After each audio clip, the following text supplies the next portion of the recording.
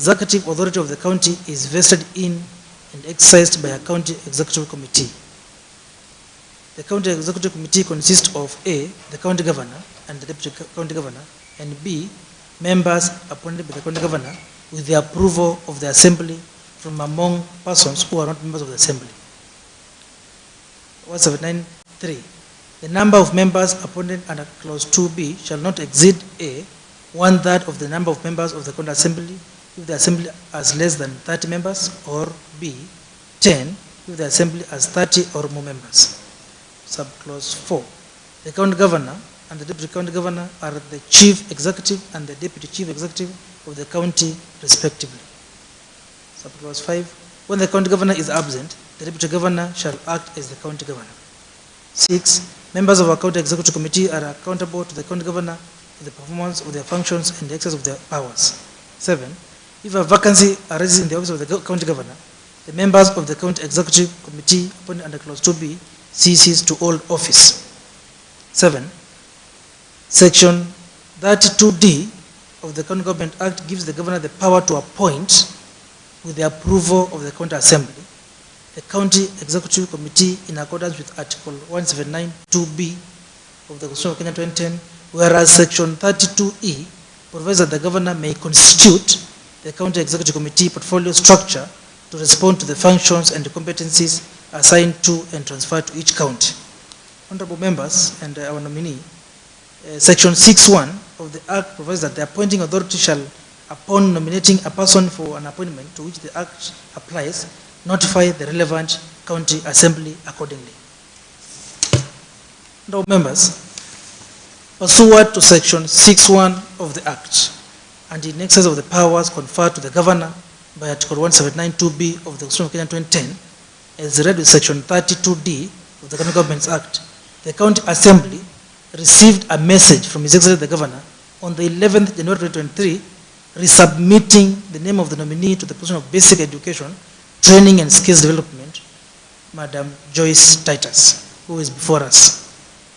Honorable members of the committee, upon receipt of the message, the Speaker notified the County Assembly of the message from the Governor through a communication dated 16th January 2023, upon which the name of the nominee stood committed to the committee on appointment, and her curriculum vitae and other documents were accordingly forwarded to the said committee pursuant to provisions of section 7(1) of the Act. The committee is expected to conduct approval hearing in line with Standing Order 42(1) as required by section 32D of the County Governments Act. Honorable members, section 7(4) of the Act provides that the clerk shall notify a candidate of the time and place for the holding of an approval hearing by notice in at least 2 newspapers of national circulation and by writing and such other form of communication as the clerk shall consider appropriate. Pursuant to the above provision, the clerk published an advert on 23rd January 2023 in the Nation and State newspapers, and further wrote to the nominee notifying them of the time and place of holding the public hearings. This message was also published in the Kitui County Assembly website. Madam Joyce, I hope you saw those adverts. Thank you for confirming. Now, members, on the 23rd January 2023, the clerk of the Assembly, pursuant to section 7(4) of the Act, notified the nominee on the time and date of holding the public hearing through an advert placed in the Star and also Standard newspaper. Honorable members, Article 196 of the Constitution of Kenya 2010 provides that the County Assembly shall facilitate public participation and involvement in the legislative business and other business of the County Assembly and its committee. Section 7(5) of the Act further provides that the committee shall, by notice in at least 1 newspaper of national circulation, notify the public of the time and place for holding an approval hearing at least 7 days prior to the hearing. On 23rd January 2023, the clerk of the Assembly, pursuant to section 7(5) of the Act, notified the public on the time and the date of holding the public hearing through an advert placed in the Standard and Nation newspapers. I believe members of the public were duly notified. Honorable members, section 7(10) of the Act provides that any person may, prior to the approval hearing and by written statement on oath, provide the clerk with evidence contesting the suitability of a candidate to hold the office to which the candidate has been nominated. Honorable members, in accordance with the requirement of section 710 above, the clerk, through an advert published on 23rd January 2023 in the Nation and State newspapers, invited the public to submit written statements on oath contesting the suitability of the nominee to the position of the Kitui County Executive Committee member for education, training, and skills development. The said written statement in oath were to be returned on 27th January 2023 by 5 p.m. At the close of submission period, no written statement on oath had been received by the office of the clerk. Honorable members, Section 35 of the County Governments Act requires that for a person to be appointed as a member of the Kitui County Executive, that person must meet the requirement of Chapter 6 of the Constitution of Kenya 2010 on leadership and integrity. The chair of the committee wrote to the relevant bodies charged with ensuring compliance of Chapter 6 of the Constitution of Kenya 2010. And these bodies are: 1. Ethics and Anti-Corruption Commission; 2. Directorate of Immigration; 3. Office of the Official Receiver; 4. Office of the Regional Political Parties; 5. Kenya National Examination Council; 6. Kenya Revenue Authority; 7. Credit Reference Bureau, FARM. Honorable members, the nominee is also required to submit documents relating to her compliance with Chapter 6 of the Constitution of Kenya 2010, which she submitted, and the committee is required to confirm the validity of the submitted documents. Honorable members, I confirm to this committee and to our nominee before us that the office of the clerk, the office of the speaker did write to all these public bodies, and we received all the reports on the nominee before us. Honorable members, in conducting public hearings scheduled for 30th January 2023, the committee shall be guided by the provision of the Act. Particularly, Section 7, 8, and 9 of the Act shall be very critical in the exercise. Section 7 of the Act provides that an approval hearing shall focus on a candidate's academic credentials, professional training and experience, personal integrity, and background. Section 7.9 provides a criteria under the first schedule, the section schedule to be used during an approval hearing. Section 8 of the Act provides for other relevant issues for consideration to be: 1. The procedure used to arrive at the nominee, including the criteria for the shortlisting of the nominee; 2. Constitutional or statutory requirements relating to the office in question; 3. Suitability of the nominee for appointment, proposed having regard to whether the nominee's credentials, abilities, experience, and qualities meet the needs of the body to which the nomination is being made. Honorable members, you have all been provided in your files with the nominee's biodata to guide you accordingly as you conduct this interview process. You have also been provided with assessment forms to use in line with Section 7.9 of the Act. Honorable members, in conclusion, at the conclusion of the public hearing, this committee shall retreat to prepare a report for tabling before the House in accordance with the requirements of Section 9 of the Act. It is noteworthy that Article 73(2)(a) and (b) of the Constitution of Kenya 2010 provides for the guiding principles of leadership and integrity to include the selection on the basis of personal integrity, competence, and suitability, and objectivity and impartiality in decision making, and in ensuring that decisions are not influenced by nepotism, favoritism, and other improper motives or corruption. Honorable members, this committee is bound by all relevant legal provisions and should conduct the public hearings within the dictates of these legal provisions. Having said that, honorable members and our nominee, I invite all of you to this public hearing. And note the word public, Madam Joyce. This is a public hearing. That is why we invite the members of the public. This hearing is being recorded. It is live. It will be now answered, because as a public body, we are doing this public hearing on behalf of the public. Anybody who is a Kenyan, not just someone from Kitui County, anybody who is a Kenyan can participate in this public hearing. So having said that, I welcome you, Madam Joyce Titus to this public hearing. We are going to use this exercise, as I've said, to ascertain whether you are suitable to occupy that office which you have been nominated. And I believe by you coming here, it means you have accepted the offer by the governor. But as an assembly, we have to confirm that you are okay, your credentials are okay, you are suitable, before we can advise the House. It is the whole House which will approve you. Ours is to consider you for approval. So, karibu sana. We shall ask you a few questions just to determine your suitability, and I will begin by asking some few background questions before I allow my colleagues to ask you specific questions. I would like you, in not more than 10 minutes, and our clerk will be timing, to give us a brief introduction of who you are, your name, your family background, academic background, professional background, and how is your professional and academic background related to the position which you have been nominated. Perhaps before I allow you to do that, members, allow me to recognize a guest we have. We have one of us, our Honorable Malinga Munyao, member for Zombe, Mwentekawad. Mheshimiwa, please wave. Thank you. And because I saw from your biodata you come from Zombe, Mweteka, I believe that is your area MCA.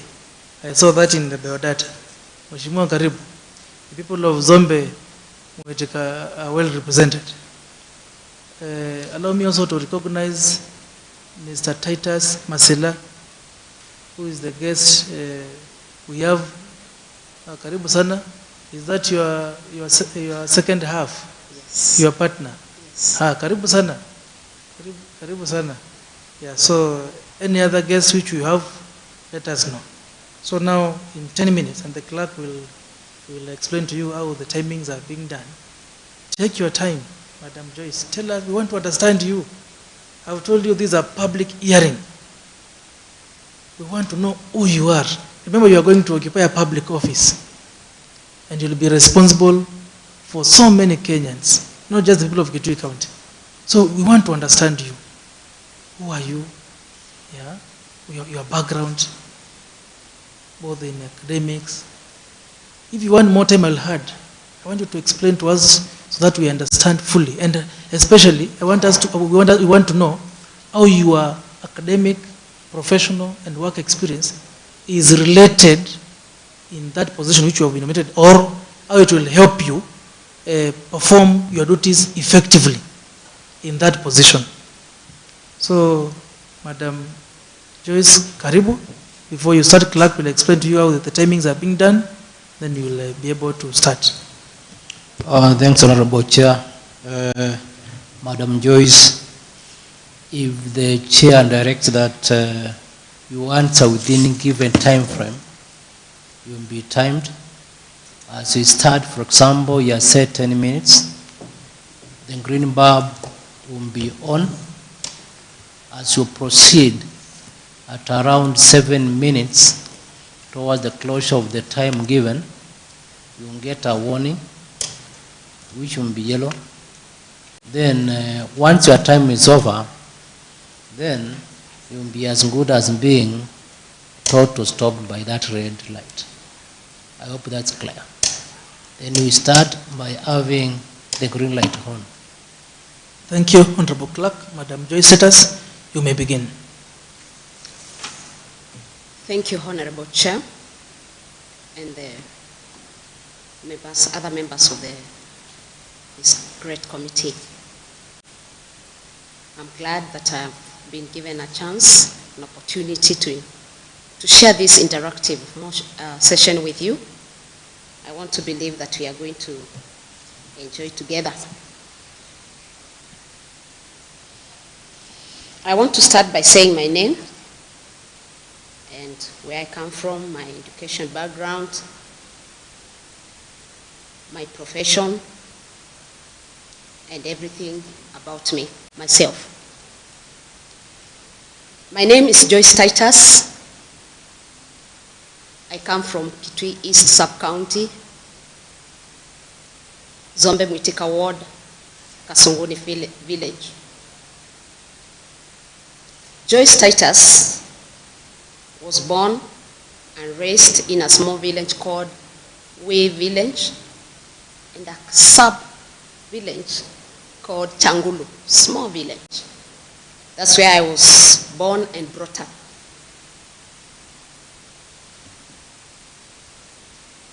When I attained 4 years, I was privileged to have been taken to a pre-primary school, which was a church-based, AIC church-based pre-primary school called Iyani Nursery School. That was in 1974, sorry. That was after 4 years when I was born. I mean, 4 years after I was born, I was given an opportunity to attend pre-primary school.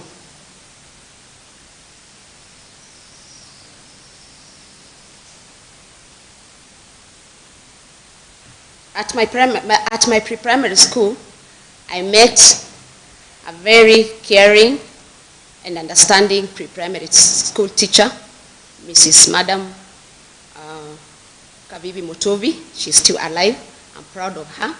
She nurtured my natural talents, and she made me love education. In fact, she was my great friend, and she encouraged me, and that's why I loved school. I loved school life.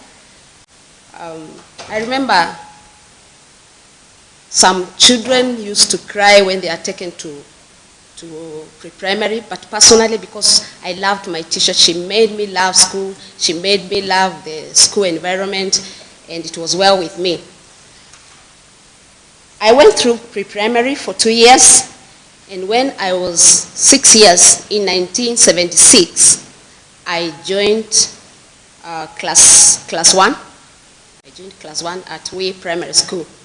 There also I met a very good teacher, Mr. Nziu. He's still alive, and I thank God for him. He made me love school. I was happy. And I went through primary school for 7 years. In 1982, I completed my primary level, and I did my class 7 in 1982. There I proceeded to secondary school. I went to Sombe Girls, and later I transferred to Machakos Girls, where I did my O-levels in Machakos Girls in 1987. Throughout my primary school life, I was a hardworking and obedient girl, well disciplined, and in fact I remember I was in most of my the classes I went through. I was the class, or rather class prefect. When I went to high school, I was also a disciplined and hard-working girl, and I was made the deputy head girl. I was also a CU secretary. I was a CU treasurer, so I was in the CU leadership. After 1987, after Form 4 exam, I proceeded to Form 5 and Form 6 in Limuru Girls, and I did my A-levels in 1989. That was at Limuru Girls. I was also active in CU. I was in the leadership in CU, of the CU, and unfortunately, I did not proceed to university, and I settled for business, small business here and there. But in 1993, I got married to Titus Masila, and I chose to settle for family life and bring up my children. Actually, I intentionally decided not to go for formal employment because I wanted to bring up my children and instill some values that I admired and wished to see in my children. So I brought them up, but all along I had a lot of passion, a lot of interest in small children. So together with doing small businesses to supplement our little income for the family, I wished to gain some knowledge and understanding in how children, small children, or rather young children, grow and develop. So when my children grew up, I felt it was an opportunity for me to seek further knowledge and understanding on small children. And therefore, I chose to go and do my diploma in ECDE. That was in 2012. In 2014, I did my diploma. I graduated in diploma in ECD. In 2015, I proceeded for my degree in ECD in Seku University. I went through my course successfully, and in 2020, I graduated with a Bachelor of Education in ECD in Seku University.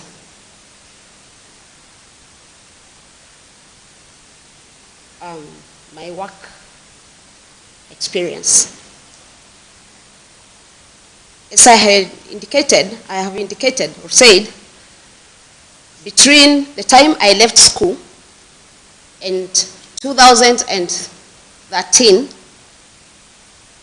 I was doing some businesses.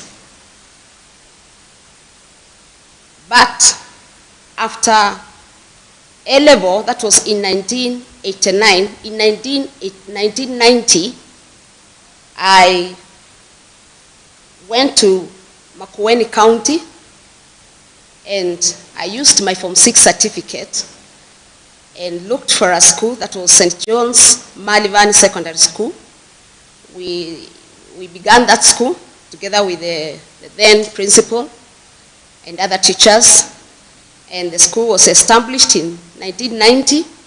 I was teaching English, CRA, and history, and the school picked up so well.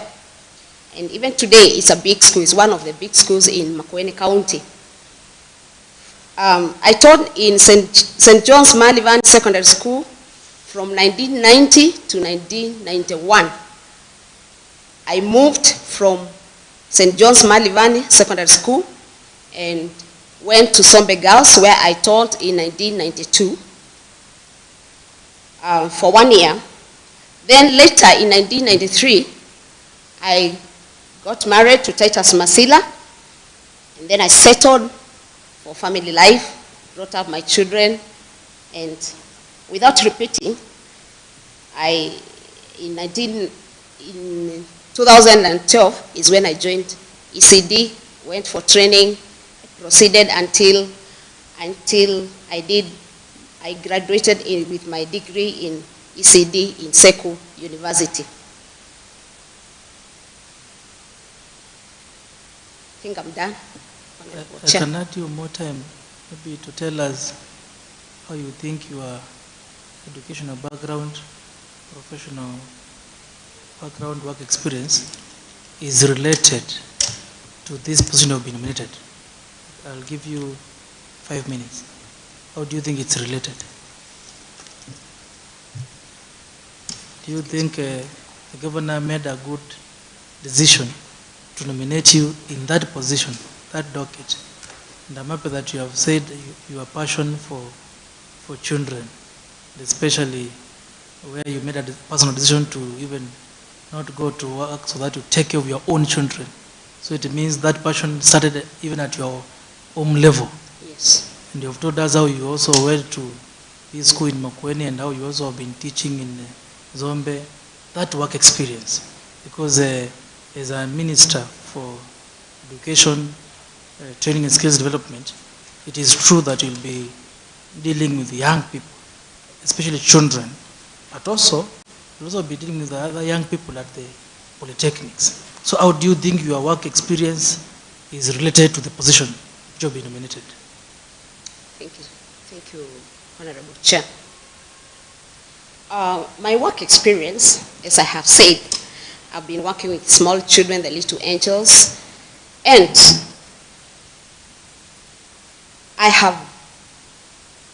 have loved to see how, I have loved to see myself transforming the lives of young children. Let me say, for the time I was in the field, it gave me a lot of pleasure, to see children that have come from home having no idea of how to hold a pen, how to make any scribbling or anything. And I start with them from that point, and I see them, growing and learning a lot, until by the time I hand them over to class 1, I see them able to write, able to read. It gives me a lot of pleasure. And I realize that, because in my training, we are told that all children are the same. The development is the same across the world. So I realized that every child can read, every child can write. And therefore, I feel given an opportunity, I would serve in this docket with that knowledge, and also have my teachers empowered with this knowledge as well. Madam Joyce, as a minister, you'll not only be dealing with children, there are other departments. You are talking as if you're only dealing with the Department of Basic Education. There's a Department of Vocational and Skills Development, Polytechnics. We are comfortable with on how you'll be able to handle the basic education department. How about these other departments? Do you have any idea about these other departments? Yes. I had not finished, I'm sorry. Oh, yes. My working experience also gave me to understand that we are enabled differently. God enables us differently. And with CBC, it has also helped us to realize that people are endowed with different competencies. So it is at this level of ECD when you realize the competencies that are endowed in different individuals. And as you grow them, the children as they grow up and they attain the age of adulthood, that is, by the time they go to, they finish, they clear class 8, now they are grown up and they have discovered their talents. They are able to identify the areas that they are gifted in. For example, we have children who are academically weak. But as we handle them during the pre-primary level, we are able, a competent teacher is able to identify the talents that are in that child, such that even if that child is not academically gifted, by the time the child gets to class 8, class 6, the teacher is able to identify the talents in that child, such that that child can be, after class 8, can join the youth polytechnics and do the courses that she or he is talented in. So you're saying for you to identify which particular skill a young person can do, it has to begin at the low level, at these ECDs. Yes, with some children. With some children? Yes. Okay. Thank you very much. I think I am satisfied with your response. Kindly confirm the following with a yes or no response. Confirm to this committee if you have with you a compliance certificate on tax. Tax compliance certificate, do you have a valid one? Yes. Thank you. Do you have with you a valid clearance certificate by the Director of Criminal Investigation? Yes. Do you have a valid clearance certificate by the Office of the Registrar of Political Parties? Pardon? Do you have a valid clearance certificate by Office of the Registrar of Political Parties? Yes or no? Which parties? Office of the Registrar of Political Parties. No, I don't. One of the requirements is that you should not hold office in any political party.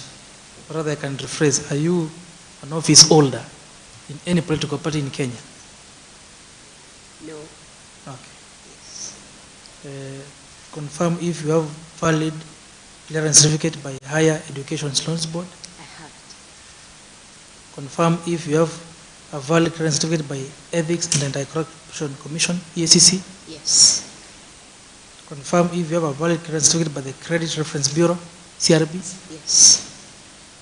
Have you been charged in court or been convicted? No.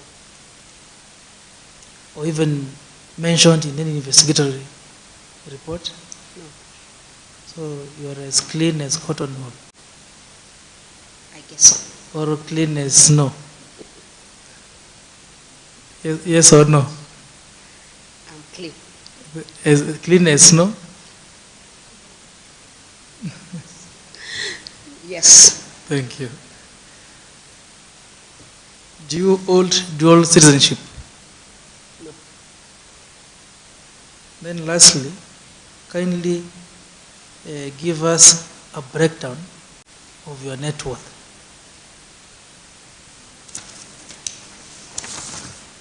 Allow me to read, Honorable Chair. Yes, you can read. Because I want to be sure. Please, you can read. And where you own property alone, you say yours, where you own with your partner, you say family property. I'm sure you read the Supreme Court judgment that even if you are married, you can have your own property as a person. So be specific. Be specific and tell us which is your property, which is family property. Your spouse is up there listening, especially on the part where you will tell us your own individual property. Please go ahead. Thank you, Honorable Chair. I would say that the property I have, that God has blessed me with, it's not mine alone. I co-own it with my husband. Virtually all of it, including even my children. Right. We have a plot and a house in Kitui town worth 5 million. We have plots in the rural, that is in Sombe, not Sombe town, but Kishagi, worth 500,000. We have a car, a small car, worth 500,000.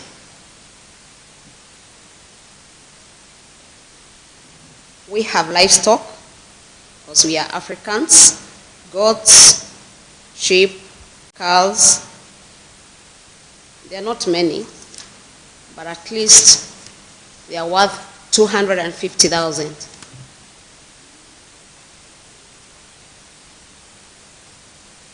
If I add up that breakdown, it comes to 6.25 million.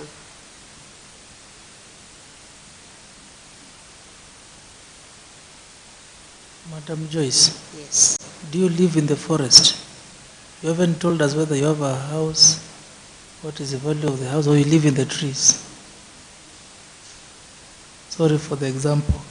Just want to know, because that should be part of your net worth.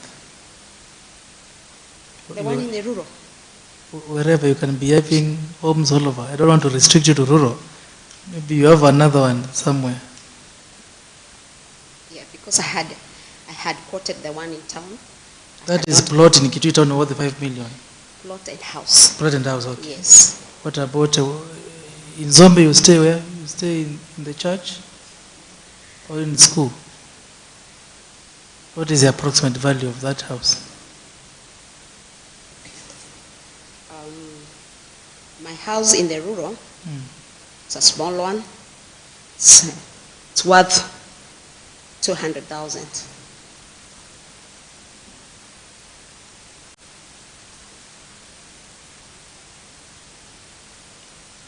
House plus the house items? No, Madam Joyce. Even the own sheets themselves will not be worth 200,000.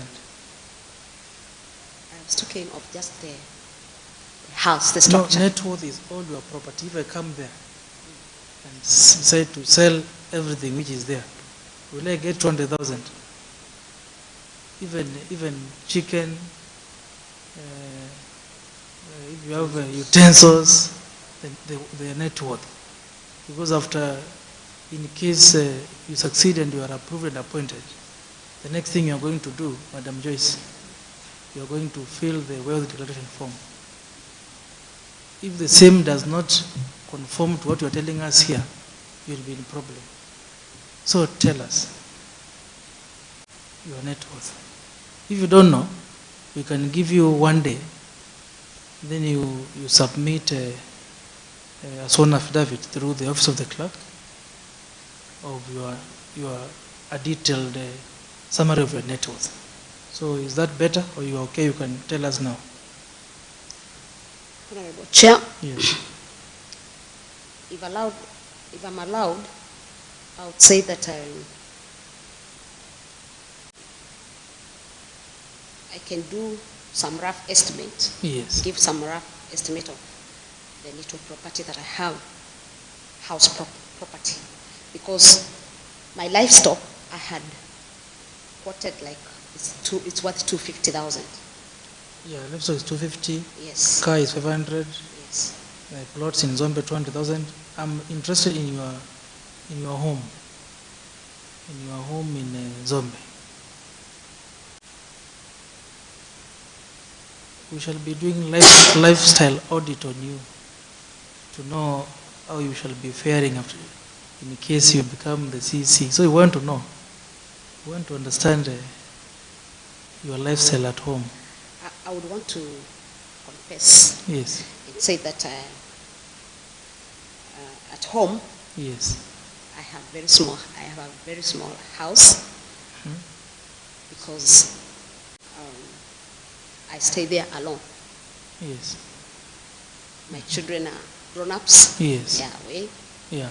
So I only live in a small house with very few, I would say, little items. property. Yeah. So few items. you are maintaining that everything, the house and the items is worth about 200,000. Now that's why I was coming to. Yes, please. Any addition. Yes. Probably to around 50,000. So. Just bare sand. So for the record, you are telling this committee that the value of everything at your rural home is approximately 250,000. Yes. Okay, thank you. Then you don't need to do an affidavit. We are satisfied because this is on record. So thank you, Madam Joyce, for answering those questions. Allow me to recognize the presence of our minority leader, Honorable Alex Nganga. Welcome, Mheshimiwa. I understand where he was because now the sectoral committee is also doing vetting for the CEOs. And I'm sure as a senior member of this house, he may have gone there first to participate in the vetting of the CEOs. But Mheshimiwa, thank you for joining us. Actually, I've come at the right time because we are now beginning the time for members to ask questions. So, karibu sana. allow me also to recognize some relatives who have come to give you moral support. We have Florence Mwange, who is your sister-in-law. Where is Florence? Florence Mwange, asante sana for coming to give your sister-in-law moral support. We also have Dorcas Mumbe, your auntie. Where is Dorcas? Karibu sana Dorcas. And Florence, and of course Titus, Masila. I think we don't have any other member who has joined us. So thank you, Madam Joyce, for responding to my questions. Allow me now to give my colleagues time to ask you a few questions, so that we also understand whether you are suitable to become the CC for education, training, and skills development. And I'll begin with the Honorable Majority Leader, then go to Honorable Matthew. I'll go on that line, and I'll finish with Honorable Alex Gana. So Honorable Majority Leader, please, the floor is yours. Thank you, Chair, for this opportunity. Madam Joyce, feel at ease. This is a friendly engagement, and I have only one question for you. First of all, have you had an opportunity to interact with the Governor's Manifesto? Yes.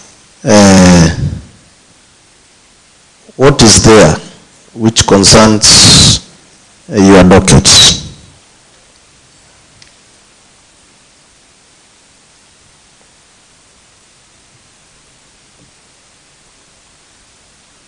Thank you, Honorable Maluki.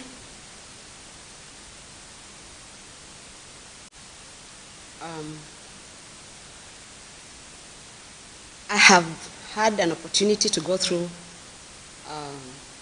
His Excellence's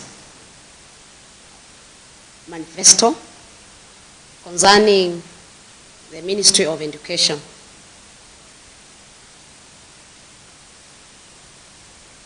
His Excellency the Governor, wishes to have ECD and generally education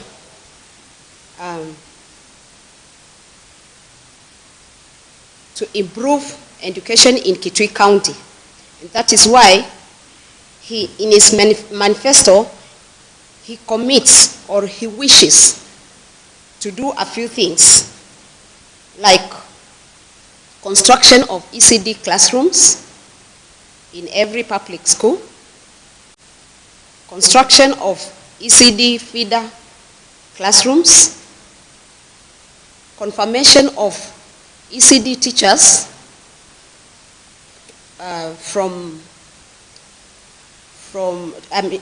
into permanent and pensionable terms, improvement that according to the governor realizes or recognizes that education is the key to development, and especially in Kitui County, where there are so many challenges, especially where Kitui is hardly hit by frequent droughts. So the governor realizes that it's only education that can help the people of Kitui and to achieve their development. So,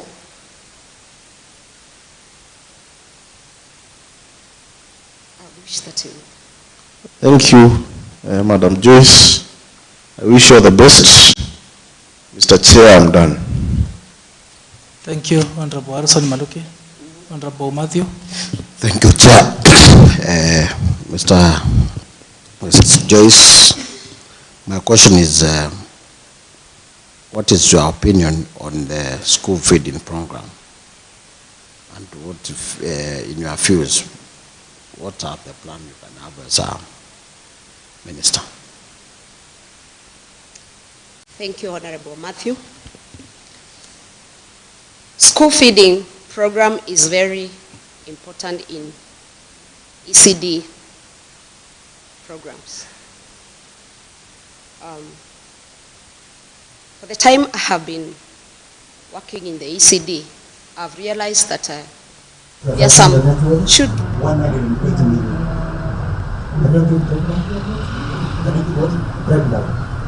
Breakdown. Yes, I can, Mr. Chair.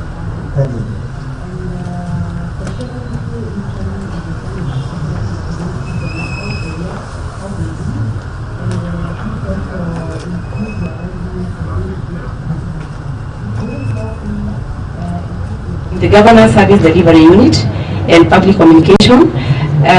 In that I will be able to be more conversant with the public, which is a community, to get their views and to communicate their needs on time, and also to communicate the activities of the government to them on time, so that they may be able to understand more and also be at par with what we are doing as a department or as a government. That is one. Two, I also, through my education background and my work background also, and my experience as a civil servant, public participation is key. It's constitutional, and it's through public participation that you are able to get the views of the public without enforcing what you need to do to them. They also need to give their views. So having a background in administration will help me a lot in interaction and also serving the communities or the public. Thank you. Thank you. Next, Mheshimiwa Kasinga. Just relax and get the copy. No, please. Yes. Thank you, Chair. I'm through.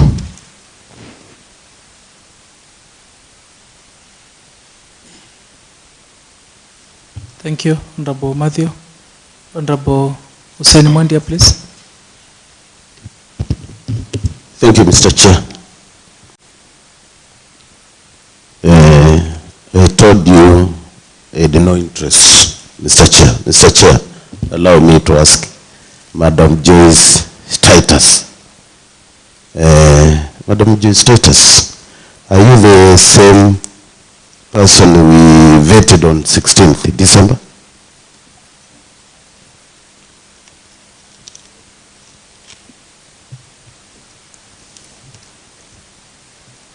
Thank you, Honorable Member.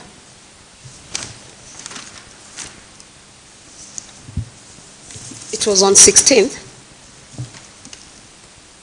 December. You were 16th December 2022. That is, you are the same person.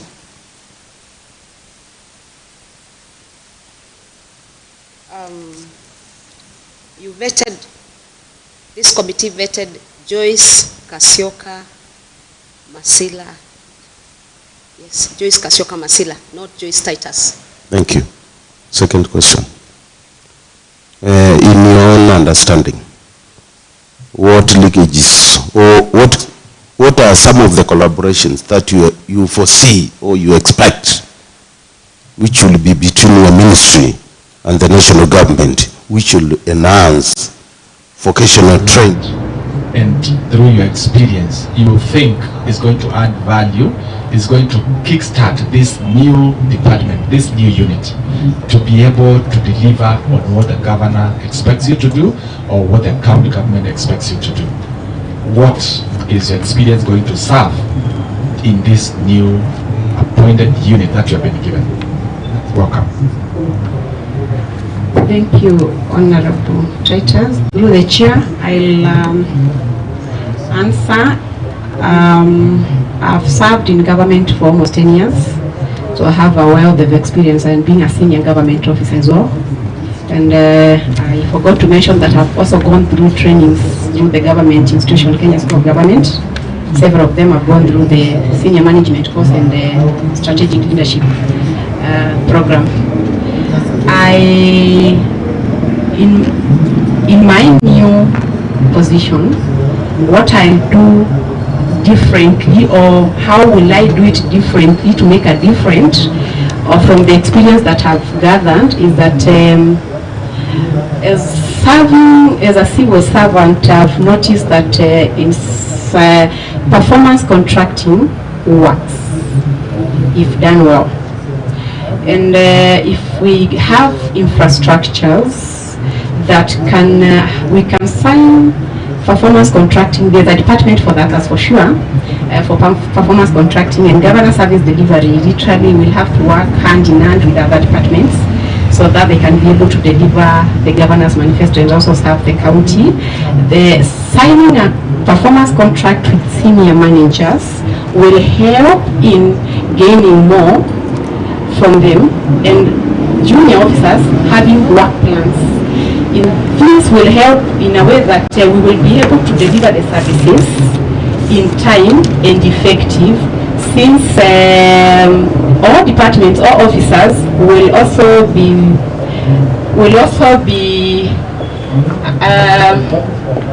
rated as per the performance contract that they signed.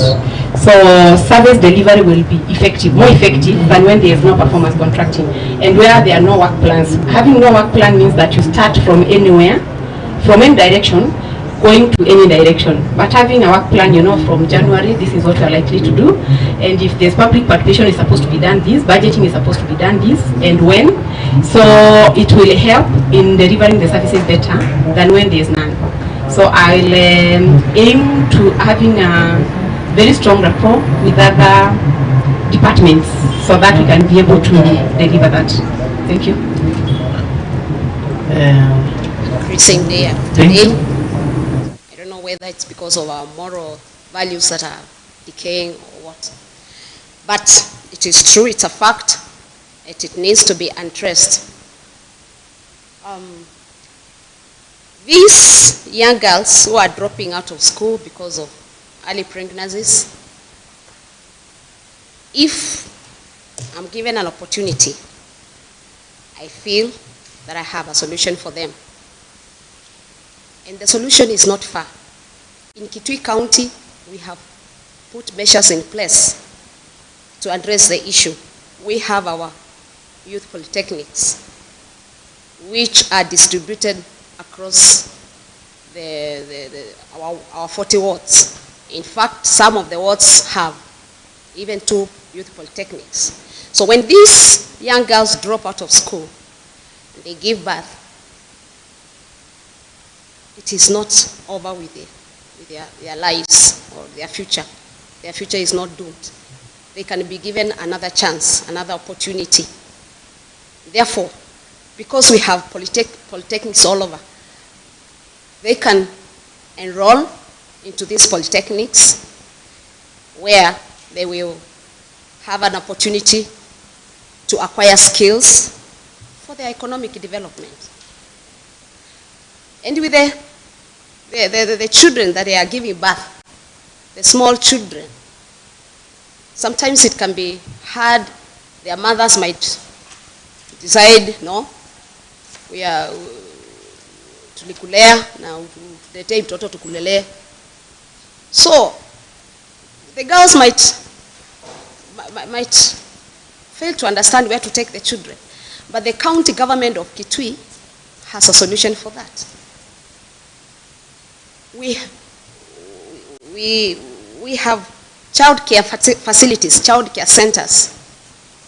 Though the government has not fully established them, the public ones, we also have the private childcare facilities. But in the near future, the county government is going to construct and establish childcare centers, whereby these young girls will be able to drop their children there, their babies there, and go and join youth polytechnic, and especially day youth polytechnics. And the evening they come collecting their children, go back home, and life continues. And at the end of the day, they will acquire skills and knowledge and attitude which will help them in their future development. Thank you, Mr. Chair. I'm done. For those questions, Now, let me request Honorable Alex, Yes, thank you, sir. The senior most member of this committee, to ask you a few questions. Karibu Mheshimiwa.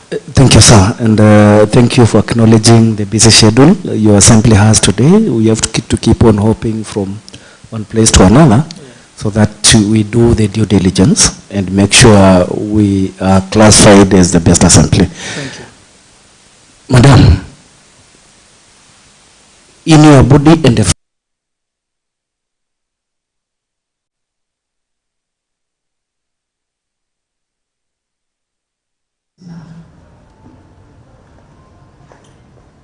in your body and the flesh.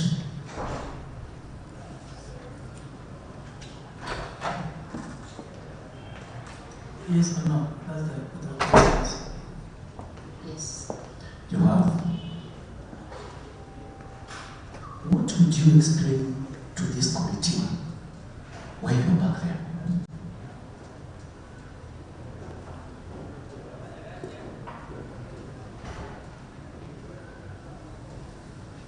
Thank you, Honorable Member. Some time back,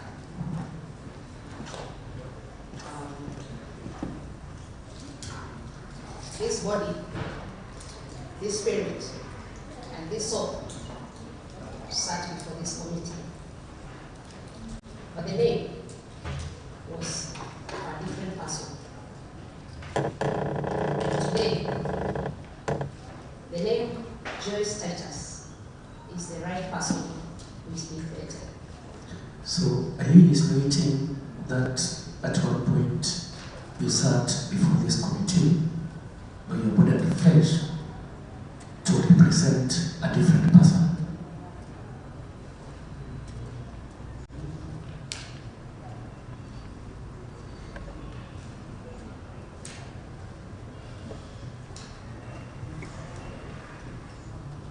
In other words, Madam Joyce, I've seen in your documents there's an affidavit. Explain to us. I want to understand this body and flesh having several names. Explain to us. Thank you. Please explain to us that scenario. Thank you, Yes. Honorable Chair. In this committee, I know you have gone through my affidavit. It happens that I'm one person with so many names. I would say that when I was born in 1969, my parents gave me the name Kasioka Wambua. Kasioka being my first name, Wambua being my father's name.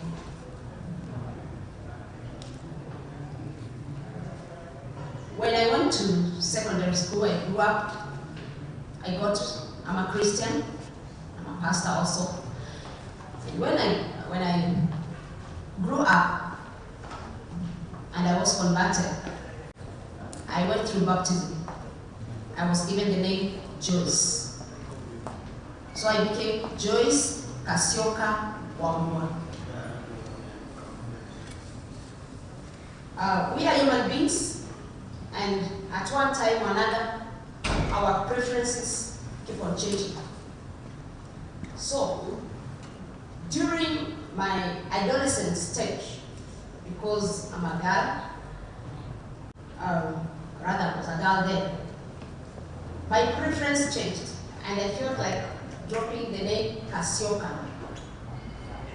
So at one time, I became Joyce K. Wambua. When I was in secondary, I dropped the name Kasioka. I think that was just because of adolescence. And I dropped the name Kasioka, but I retained the initial letter K. After I got married, I dropped the name Kasioka, even that K, completely. And so that's why my ID reads Joyce Titus. So it was out of just preference and sometimes misguidance, probably by my teachers. I didn't know that it would bring issues, especially with so many certificates bearing different names. I think I only lacked some guidance. Chair, I'm satisfied with that. Let me ask my last one. Let me just say Joyce, because it's the name which appears in many of your documents. Is it a bright or a dull day for you today? Pardon? Is it a bright or a dull day for you to be there today? Bright. Bright or dull day? It's a bright day for me. It's a bright day? Yes. Maybe you should have reflected that in your dressing. Pardon? Maybe you should have reflected that in your dressing. You're dressed in black. You may not, you don't have to answer every question. Okay. There are some questions you can opt not to answer. Okay.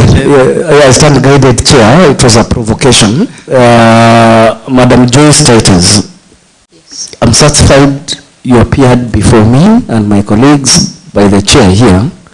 And you've also given us the trouble of having to convene here. You'll reappear before us again. But that will not be judgmental. We'll do our business as the law requires. Thank you, Chair. Thank you, Honorable Alex Ganga. And thank you, Madam Joyce, especially for being forthright and honest, because you have confirmed that the same body and flesh was here before. The law requires us that if a name is rejected, that we for that same person to be approved by this house, there must be proof of change of circumstance. And I think we have seen your affidavit. You have also explained, because the question by Honorable Nganga and Honorable Hussein is a question which required you to prove on the change of circumstance, especially on the issue of your names. And we have heard you loud and clear. Though maybe I can request you not to blame your teachers for these very many names. Nobody should be blamed. So long as you explain how these names were acquired, that is enough. You can even have 100 names. Yeah, so don't blame your teachers. Yeah, because I heard you blame them. You thought they misled you. No, they did not. Neither should you blame yourself. Because this committee is here to do, to make sure that there are no issues, especially identity issues. Those are serious issues. Identity issues. Yeah, and you have explained very well on how your name changed to all these many names. So I think we will stand by that, and we believe now, after you, in case you are approved by this house, the same flesh will not have other names, because once somebody is gazetted as a state officer, then they go and change their names. They must be degazetted and gazetted afresh. So I hope the changing of names will come to an end. Yes. Anyway, that's just an advisory. But we are satisfied with your response. Maybe before we conclude our interview process, Honorable Clerk, as there are any other members of the service who have joined us, maybe you can introduce them.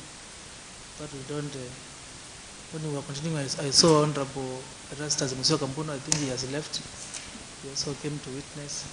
I'm told there are other members of the service. I've seen a team from the governor's. Yeah. Yes, but I think they have left. No, I can see more around. Oh, okay. Team governor's press unit msimame tu. Wale wamekuja. Inside, I had their names, but I misplaced them. They can tell us their but names. they can still shout their names.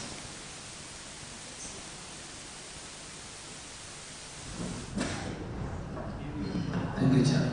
Thank you. Thank you for coming.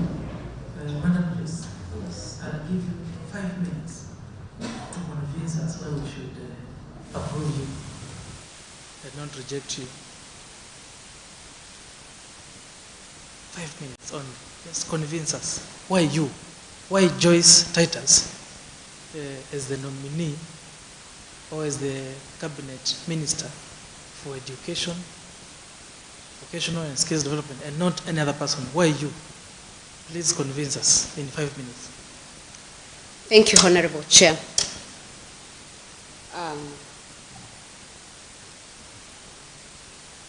I'll start by saying that I thank you for giving me a hearing. And I would say that I am the right person for this docket. For simple reasons. That I have the relevant academic qualifications. I have the relevant professional qualifications, especially having gone through the diploma in ECD. I learned so much about how children grow and develop, such that I wish and wished that every teacher, whether primary, whether secondary, I wish every teacher can go through that course, because it gives one a lot of knowledge. And therefore, having that knowledge, that rich knowledge, I feel I qualify for this docket. My working experience also makes me feel that I qualify for this docket. I have interacted with young children. I have interacted with adolescents. And I have also worked in secondary school. I've taught in secondary school. I know what the teenagers go through. Sometimes they mess themselves up because of utoto, and then they end up their lives being their dreams almost being shattered. But given an opportunity, they would, if they are given an opportunity to join youth polytechnics, they would have their future bright. So I feel I have enough experience because I have worked with these people, these young children, the youths, and I feel I am the right person for this docket. Thank you very much, Madam Joyce Titus. We have heard you. Before I make my concluding remarks, is there any other member who wants to add something? Honorable Arson Maluki, do you have anything to add? Thank you, Mr. Chair. Madam Joyce, we have heard you. From here, I know you are aware this committee will retreat and write a report about what we have had discussion about. Mine is to wish you the best. Just give us time and we shall do our work and give the report back. Thank you for appearing in this committee. Thank you, Mr. Chair. Thank you, Honorable Harrison. Honorable Matthew. Thank you, Madam Joyce. I wish you the best. Thank you, Honorable Seni Mwandia. Mr. Chair, thank you. Madam Joyce. Yes. Thank you for appearing before us. And let us hope justice will be our shield and defender. Thank you. Thank you, Honorable Mwandia. Honorable Judith. Thank you, Mr. Chair.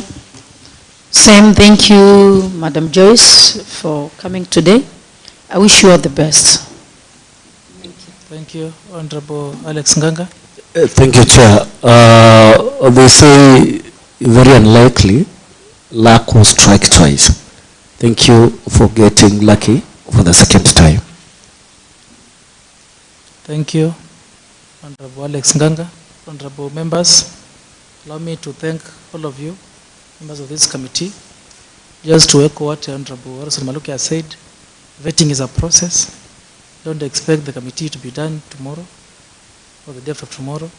There is a process, and I'm sure the same will be communicated accordingly to the nominating authority, who is the governor. So don't expect this committee to write back to you. Now be waiting for response from the governor. Because if the committee chooses to approve you, for example, the governor has the right to appoint or fail to appoint. So also, as you pray for favorable decision by this committee and this house, also pray for favorable decision by the governor. The governor is the nominating authority. We are the approval authority. He is the nominating and appointing authority. So I wish you all the best. I want to thank our guests who came to witness. I want to thank Titus Masila, who is your husband, Florence Mwange, who is your sister-in-law, Dorcas Mumbe, who is your auntie, for also joining you. It means, as Honorable Ganga said, since luck has struck you twice, they chose to be part of this process today. Yeah, and I wish your kids were here, because if you left employment to go and take care of them, then they are very lucky to have a mother like you. And I think our morals in society could be decaying because parents have no time to take care of their children. But that is the world we are living in. We have to go and work. So I've heard you about establishing child care facilities. Make sure the caregivers are motherly. Yeah? If the caregivers are motherly, then our children, these issues of pregnancy will be a thing of the past. So your docket is very critical to any other docket. And that's why I even told you to convince us where we should make you the CC nominee, or rather the minister for that particular docket. Allow me also to thank members also who joined us, Honorable Malinga Mwanyao. Thank you for coming to witness and representing the people of Zombe Mweteka Ward who elected you. And Joyce, being one of your own, you have a duty to stand with her, and that is actually a thing to impress. Honorable Gabriel Mwanyao, thank you very much. The people of Kawe Ward, I can say, they indeed elected a good representative, because you are representing them here. And of course the entire house. Today, as Nganga said, is a very busy schedule for us. We are having vetting for the 26 chief officers. So members, thank you very much. Honorable Clerk and your team, thank you.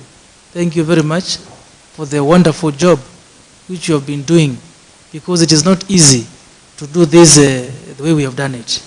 So all the committee members, once again, that's a job well done so far. We have to retreat and prepare a report, and I'm sure the committee will advise the House accordingly, and the House will act accordingly, and the House will now forward their recommendations to the governor, and then the governor will act accordingly. And if you are appointed, you may also choose not to accept. It is your right. So after, so there are several stages here, Madam Joyce. The committee will act accordingly, the House will act accordingly, the governor will act accordingly, and you, Madam Joyce, will also act accordingly. Will you disappoint us? After all these others have acted accordingly, will you also act accordingly? Perhaps you can confirm that to us. Or tutafanyi kazi yote, then mwishowe useme sitaki. So tell us now, Madam Joyce. Will you act accordingly? Thank you. Thank you. Personally, I would love to be in this docket. I would appreciate given a chance to serve the people of Kitui County. So you are saying you'll act accordingly? Yes. Thank you very much. And I believe after you act accordingly, the people of Kitui County will also act accordingly, because you have to work with them. If they refuse working with you, you will not work. So you'll also be praying for them to act accordingly. Thank you very much, Madam Joyce. Thank you, members of the committee, for job well done. I wish you all the best, Madam Joyce. As I've said, we shall be communicating to you in due course, but through the governor. So thank you. You may collect the originals from Gladys, and I wish you a blessed day and all the best. Thank you. Thank you, members. Karibu.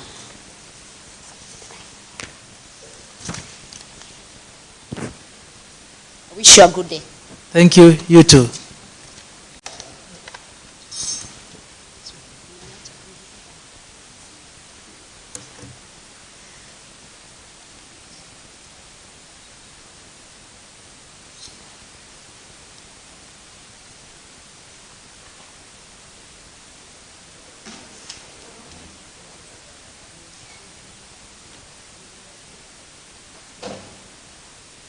Appropriation and also the county budget approved by that date of June. Thank you very much. Thank you. We're done with the public hearing, and that's why I've told the media team to now shift focus. The media team can now shift focus to the CEOs who are being vetted, so that we can resume our committee sitting. But so far so good. Well done, all the members. Well done for the work. First relationship is when you look at the county budget, first of all, we get our share is our total revenue for full financial year. We are talking of around less than 12.5 billion. Out of that 12.5 billion, 12 billion comes from equalization fund. So the first relationship is majority of our revenues come from the national government in terms of the equalization fund. So that's the first relationship that the national government has to make sure they send to us on any manner our equalization fund. That's like the first relationship. The two relationship is we are supposed to be audited by control of budget. So anything which we do, we must be making sure we are within the audit, we are above board in terms of everything which we are doing, because we are subject to be audited by the government. Another thing which we are supposed to do, there's some statutory documents which we need to send to the national government. Things like this budget, like estimates of revenues and expenditures, which is supposed to be done by 30th September. So basically, work plans. And after that, after giving the projections that from the ministries, then the county Department of Finance, through the budget economic planning, involves several departments in public participation before the budget is submitted to the assembly. The draft, so the final budget to the assembly for discussion. And still goes back to the county executive. Corrections and everything that is there then is goes back to the assembly for the discussion and final detailing before they sign and approve it and return it to the executive. I've said I do an highlight because it's a long process. Yeah, so it is county assembly, county executive, assembly and executive. Then by June 31st, then the county assembly they should have approved it or probably rejected. You know, they can approve or reject.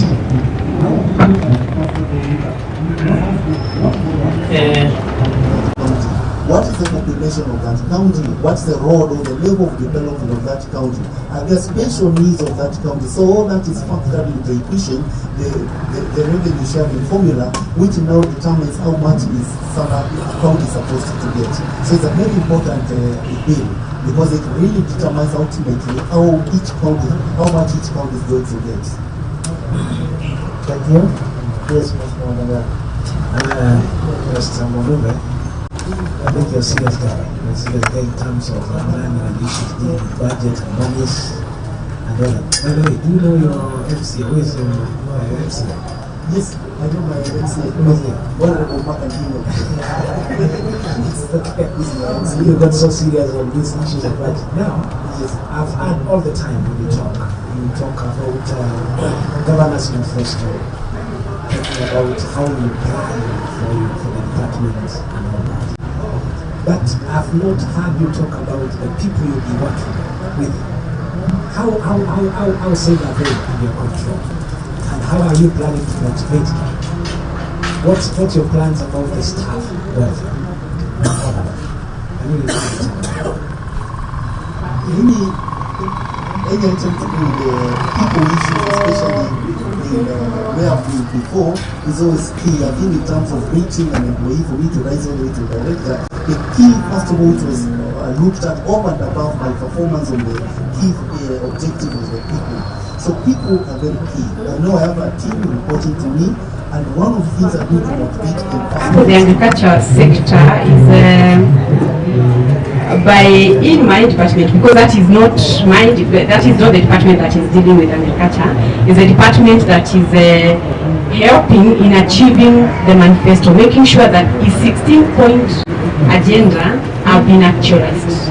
Is that I'll work hand in hand with the departments, briefing them from the planning, and probably if I realize, for example, the Department of Agriculture sways from the water tanks and they decide to do something else, I can advise them through, or as we plan with them, I highlight the key issues on the manifesto and why they are important, because this is a vision that the governor had for the people. So I will say that I personally, being the governor service delivery unit, will create a very good rapport with other departments, so that when planning, we can plan the budget, the programs, and the projects according to the manifesto of the governor, the 16-sector agenda. Because naturally, I will not say that I will do this. So that is according to, but I don't have the budget for that. The budget is with another department. So the only way to do it is to make sure that the departments, I have a good rapport and we communicate. And this department also has the public communication bit of it as well.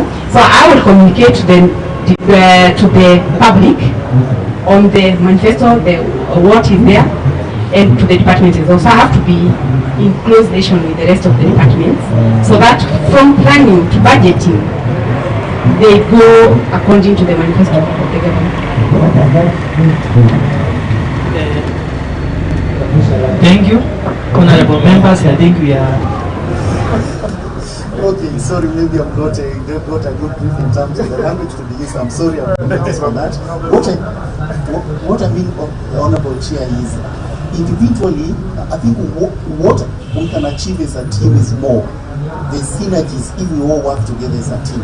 And to answer this question, which was about what will I do to make sure I work very well seamlessly with other chief of staff, the other 25 of them. So already so far, even without the official appointment, like we met already here, when you look at, first of all, our body language, it's working very well.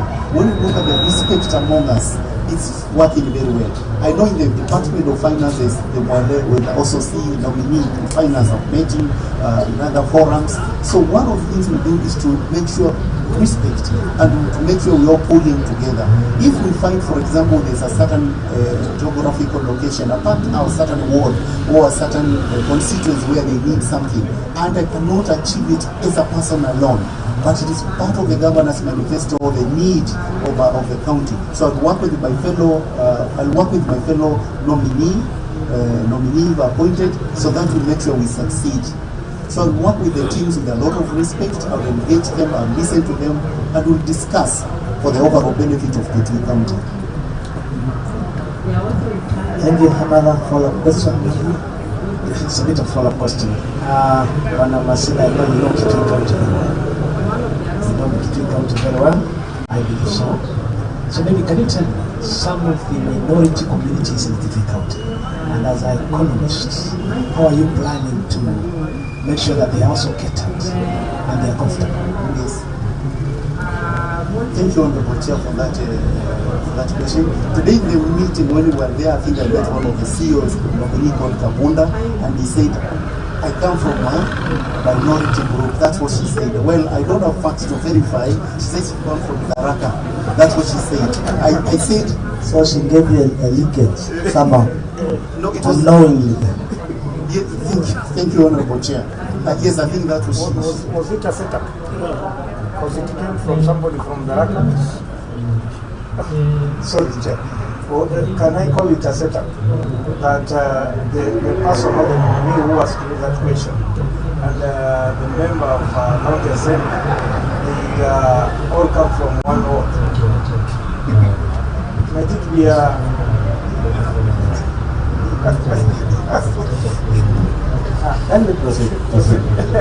you, honorable members.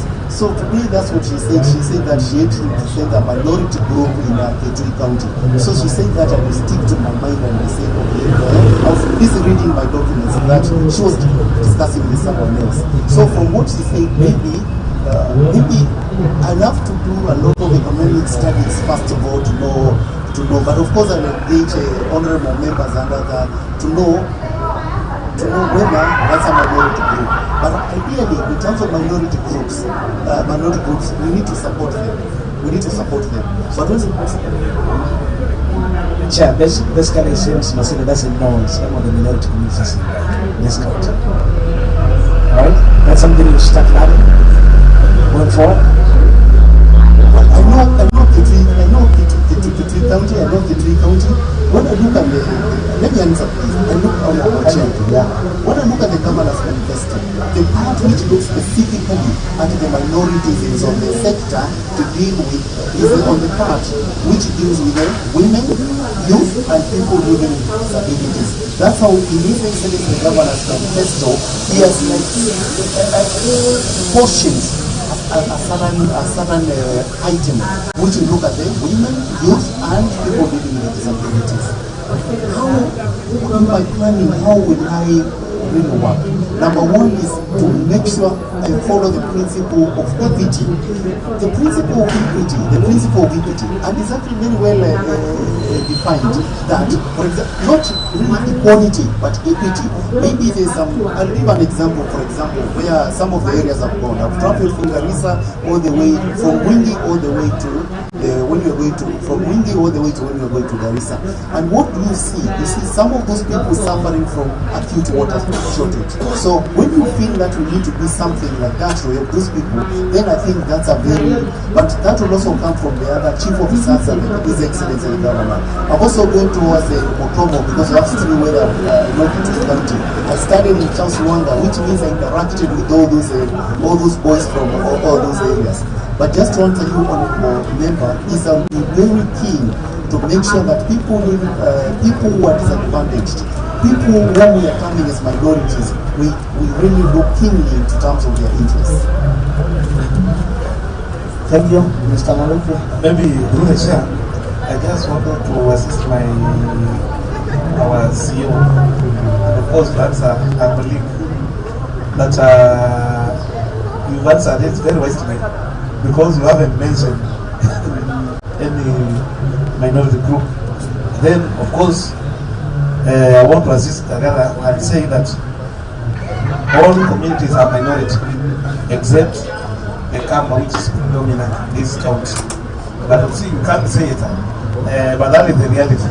Because if we take more than 90%, tell you about it. But you can't tell you. Yeah, thank you.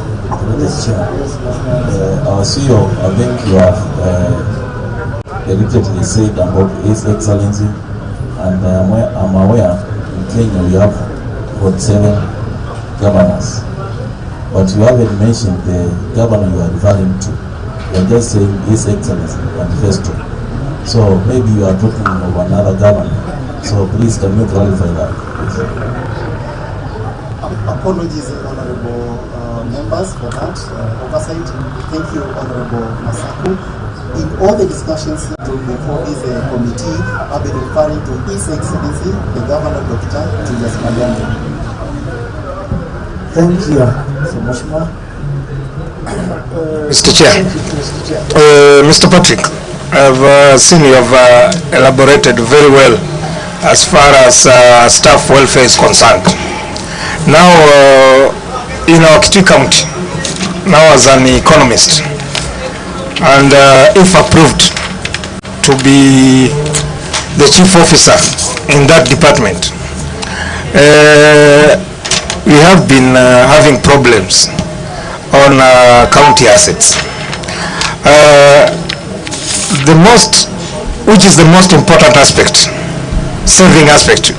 Saving, one of the most important saving aspects is the care of movable and immovable assets that help in our day-to-day running of the county government of Kitui. If approved as the CEO, what is the latest time we may expect to see a thorough county asset register? Thank you, Honorable Waziri. Protecting our assets will be key to all of us, the elected leaders and the executive. To answer you directly in terms of I saw from my studying that, first of all, briefly, that in terms of the immovable assets like plots, we have a total of 22,000 plots in Kitui and Mwingi, the list of where we are supposed to be getting rates. These are very key to us, and in terms of land, we have like 22,000 acres, which is our land in stadiums and all that. Those are key, first of all, to make sure there will be no encroachment of those assets. So the number one is to make sure in the policy documents, in the planning and the executive, and also involving the members of county assembly, to make sure first of all we protect those immovable assets, to make sure there's no encroachment. Coming then now directly to answer your question about the movable assets, especially proceed. Yes, coming directly now to answer you, especially on the movable assets, and here we are talking of especially vehicles, which is what you have mentioned, and also the asset register. First of all, any use of those vehicles will have to be sanctioned by the right authority, and a right catalogue of those vehicles kept. In terms of asset register, first of all, I think it will be lack of prudence on much to say maybe within 1 month or 2 months without having studied, first of all, is there a certain asset register is maintained to what level. So the number one thing is, once I get in, first of all, to study on the issues, is there a register, how well is it maintained, is it on an online register. But to answer you directly is, I'll give myself within 3 to 6 months to have done something which is very good. Thank you. Honorable members, another follow-up question? Thank you. I can see you have done a good job. Kindly make your closing remarks. Honorable members, my closing remarks is first of all to thank you, Mr. Chair, to the Honorable Chair, and also the other honorable members for this great opportunity. Once given an opportunity, I'll be engaging all of you. Kitui County is my home county. This is where I was born, this is where I'll come back, this is where I live. So this is our own county, and we'd have to make it great. Thank you so much, honorable members. Thank you.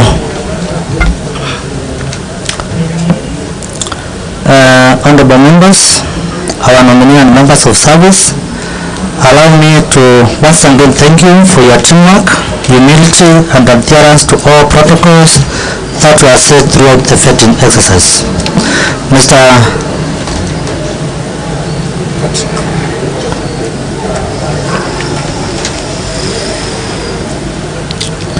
Thank you. It's okay. Noted. Mr. Patrick Move, the committee has heard you through your submissions and will be notified of the committee's decision in due time. So you are now free to leave.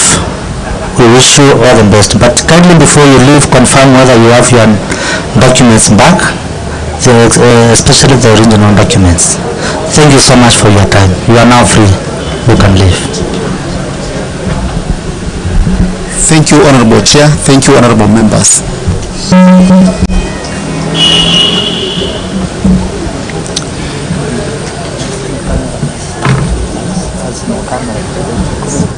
Mimi kuna 1 and 2.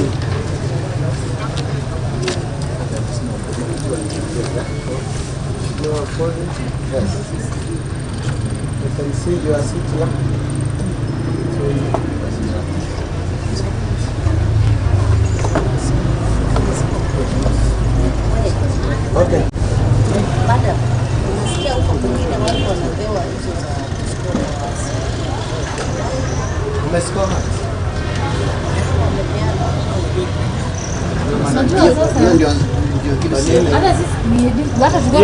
communication was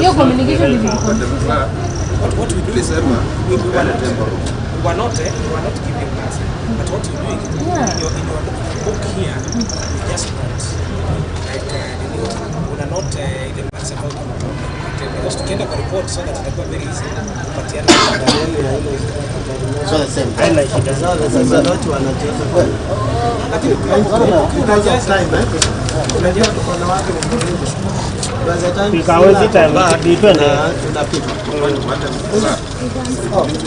Sio copy kuna zingine. Kuna copy zingine hizo za auditing. Unaweza pata copy zingine. I can as well make a copies for you. Sasa acha nikule kwa agriculture zenye tuko nazo tunafanya kama temporary. So tuna award then I will make the copies. I like it. We'll do that. So should I give you the copy, the assessment form? Yeah.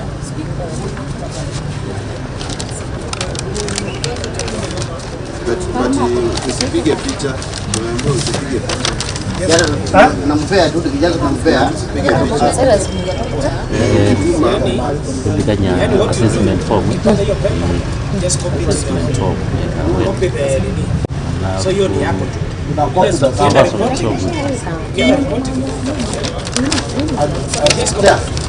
unaweza kusomea. Unaweza kusomea hiyo. What we have to do is Ile funguo mnasema ya declaration of interest.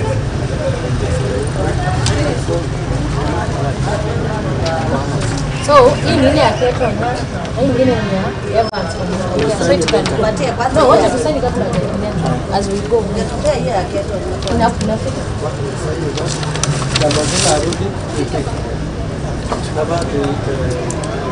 I believe yes, no, Member for Chunguza West Ward, Deputy Speaker, I have no interest, therefore there is no conflict of interest. Thank you, Chief.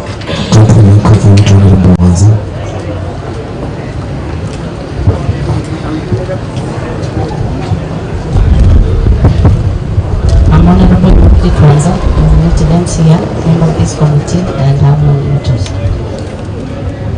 Thank you.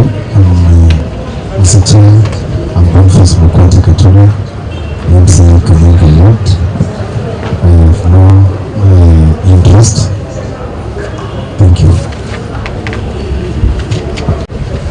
Thank you, Chair. I'm Joseph Musokambiti, MCA Zambani Ward and the Vice Chair of this committee. Karibu. Request our secretaries to introduce themselves. My name is Wilfred Musioki, Clerk in Charge, Agriculture, Water and Irrigation. I have no interest, conflict of interest. I'm Jacob Kimanzi, Clerk Assistant. And Honorable Chair, we have the Clerk of Assembly, Mr. Elijah Mutambuki. We also have the Principal Human Resource Officer, Mr. Erastus Deleva. We have Cyrus Kiema, Senior Clerk. We have Ruth, Clerk Assistant. We also have Douglas Mutua, taking care of hazards. And we have members of the public and members of the press. Thank you, Mr. Chair. Thank you, members, for the introduction. I'm coming to this place of meeting, and the meeting should be friendly. We used to read the mandate of this committee. The county assembly standing order 190. We expressed the mandate committee which is to vote and report on the new appointments via the Constitution 22 or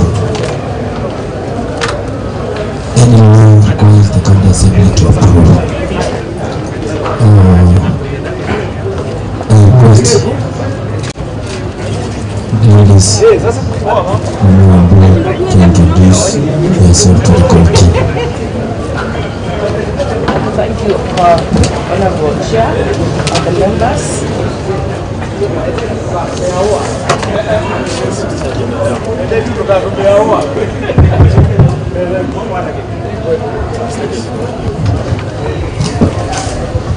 Sorry about that.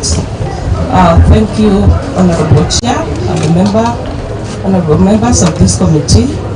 My name is Gladys Mami-Mapua, nominee, Chief Officer, Department of Irrigation in the County Ministry of Agriculture, Water and Irrigation.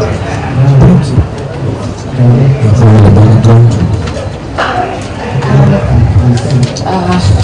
Gladys is just, she was born and brought up in a rural area, set up.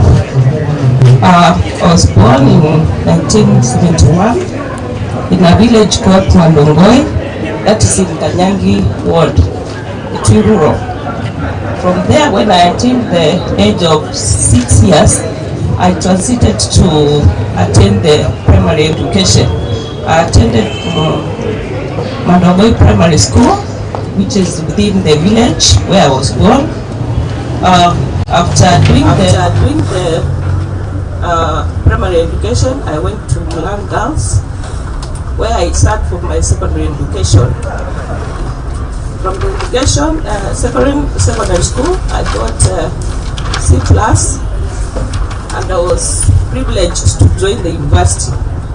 I went to Moy University, that was back 1992 to 95, where I did the bachelor degree in Bachelor of Arts in Technology Management Studies. After graduation, honorable members, I was privileged to get a job immediately, but I did not stop pursuing my education. There's a course I was interested in, so I went to do professional course. I went to enroll in Strathmore. By then it was college, but now it's the university, where I did financial courses, where I attained myself a professional career as a qualified accountant. So certified public accountant of Kenya.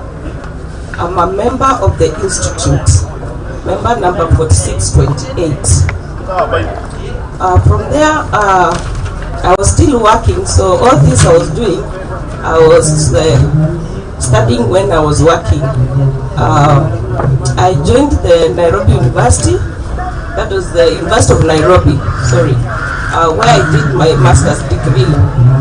I did master's in business administration, and I graduated in 2010. I specialized in strategic management.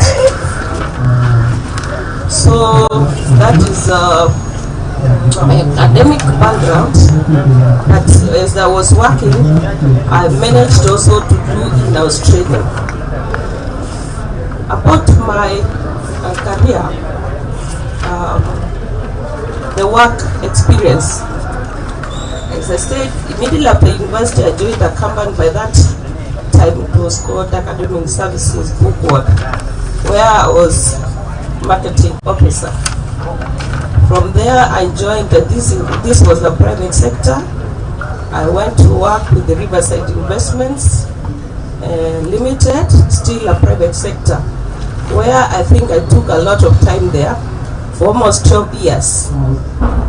From there, back in 2008, it is when the Ministry of Roads, they restructured the ministry and they introduced through the Act of Parliament, they introduced the authorities, that is Kenya Rural Roads Authority, Kenya Highway Authority, and the Urban Authority, Roads Authority.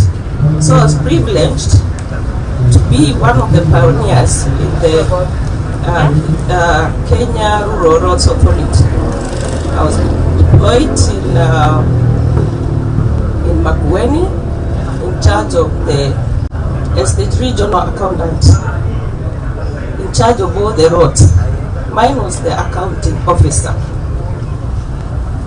So I had the opportunity to be a pioneer of one of the national authorities that was created through the Act of Parliament. My responsibilities included in putting in structures, because there were no structures, coming up with the manuals, policies to manage the authority. So I had a wide experience in public service, that was my first time. 2010, the constitution came and the devolved governments were born, and the county government came in place. That was 2013 when now the county government started in operation. I transited from the Kenya Rural Roads Authority as the regional accountant, and I joined the county government of Kitui. Why? I wanted to give back to my people the knowledge, because I schooled in Kitui, and I thought I had a lot to share and help our people. So from 2013 up to 2017, I was the chief officer in charge of trade, industry, IT, and cooperatives, which was quite a big ministry. I was the chief officer for that time, and during my period, I would say I achieved a lot. That is the time there was no network in Kitui. The network was, the coverage was a bit disturbing. So I would say one of my milestones was to enhance the network in Kitui County. We managed through collaboration with Safaricom and the county government to get that masked.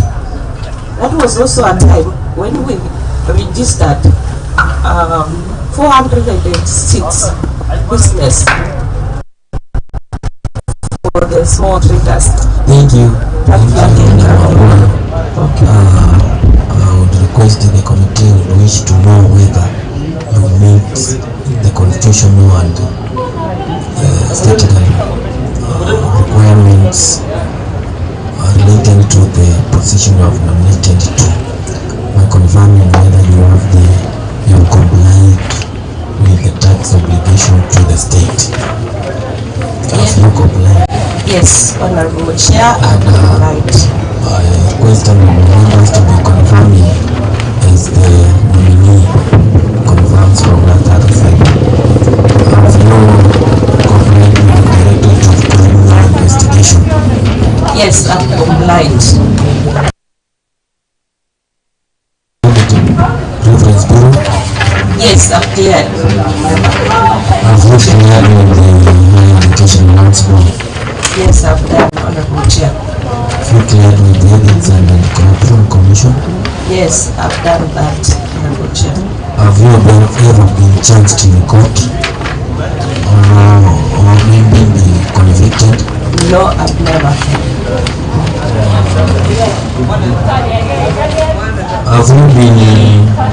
Have you ever been mentioned in an investigative or preliminary report? No, Honorable Member. Chair. Do you have the resistance?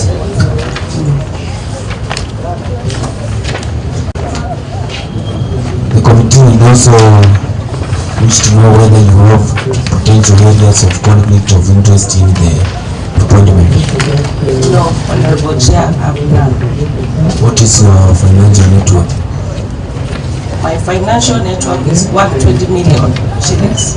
Kindly can you elaborate to the committee members about your financial network? Thank you, Chair, for that inquiry. It's good.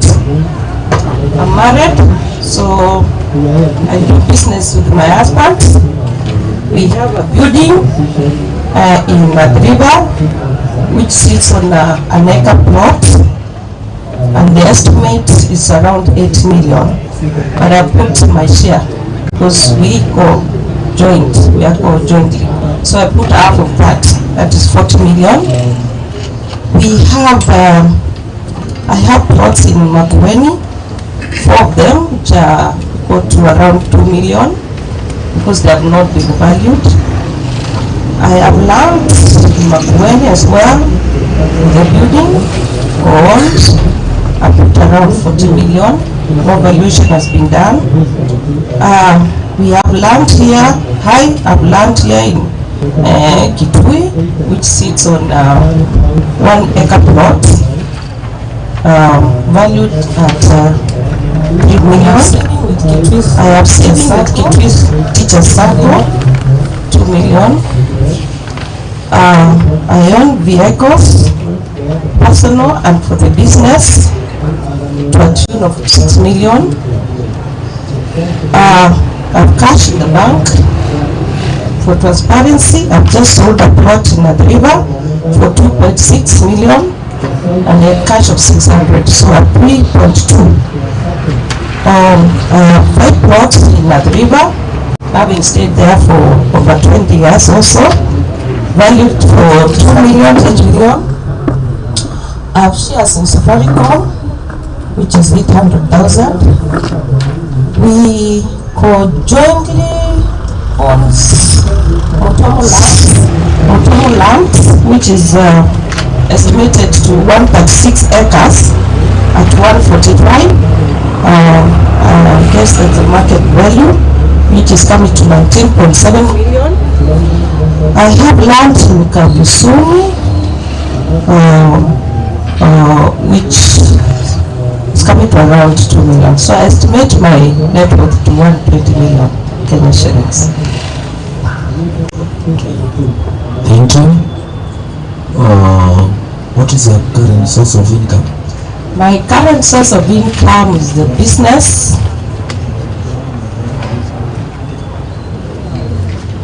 Honorable members, my source of income is business. Business with my husband. We are in business of building materials, so we supply materials to the people who are putting up construction works. Yes, and also do consultants in financial matters, tax returns. Yes. Yeah, thank you. Honorable members and the members of the service are willing to recognize the presence of our speaker. I would like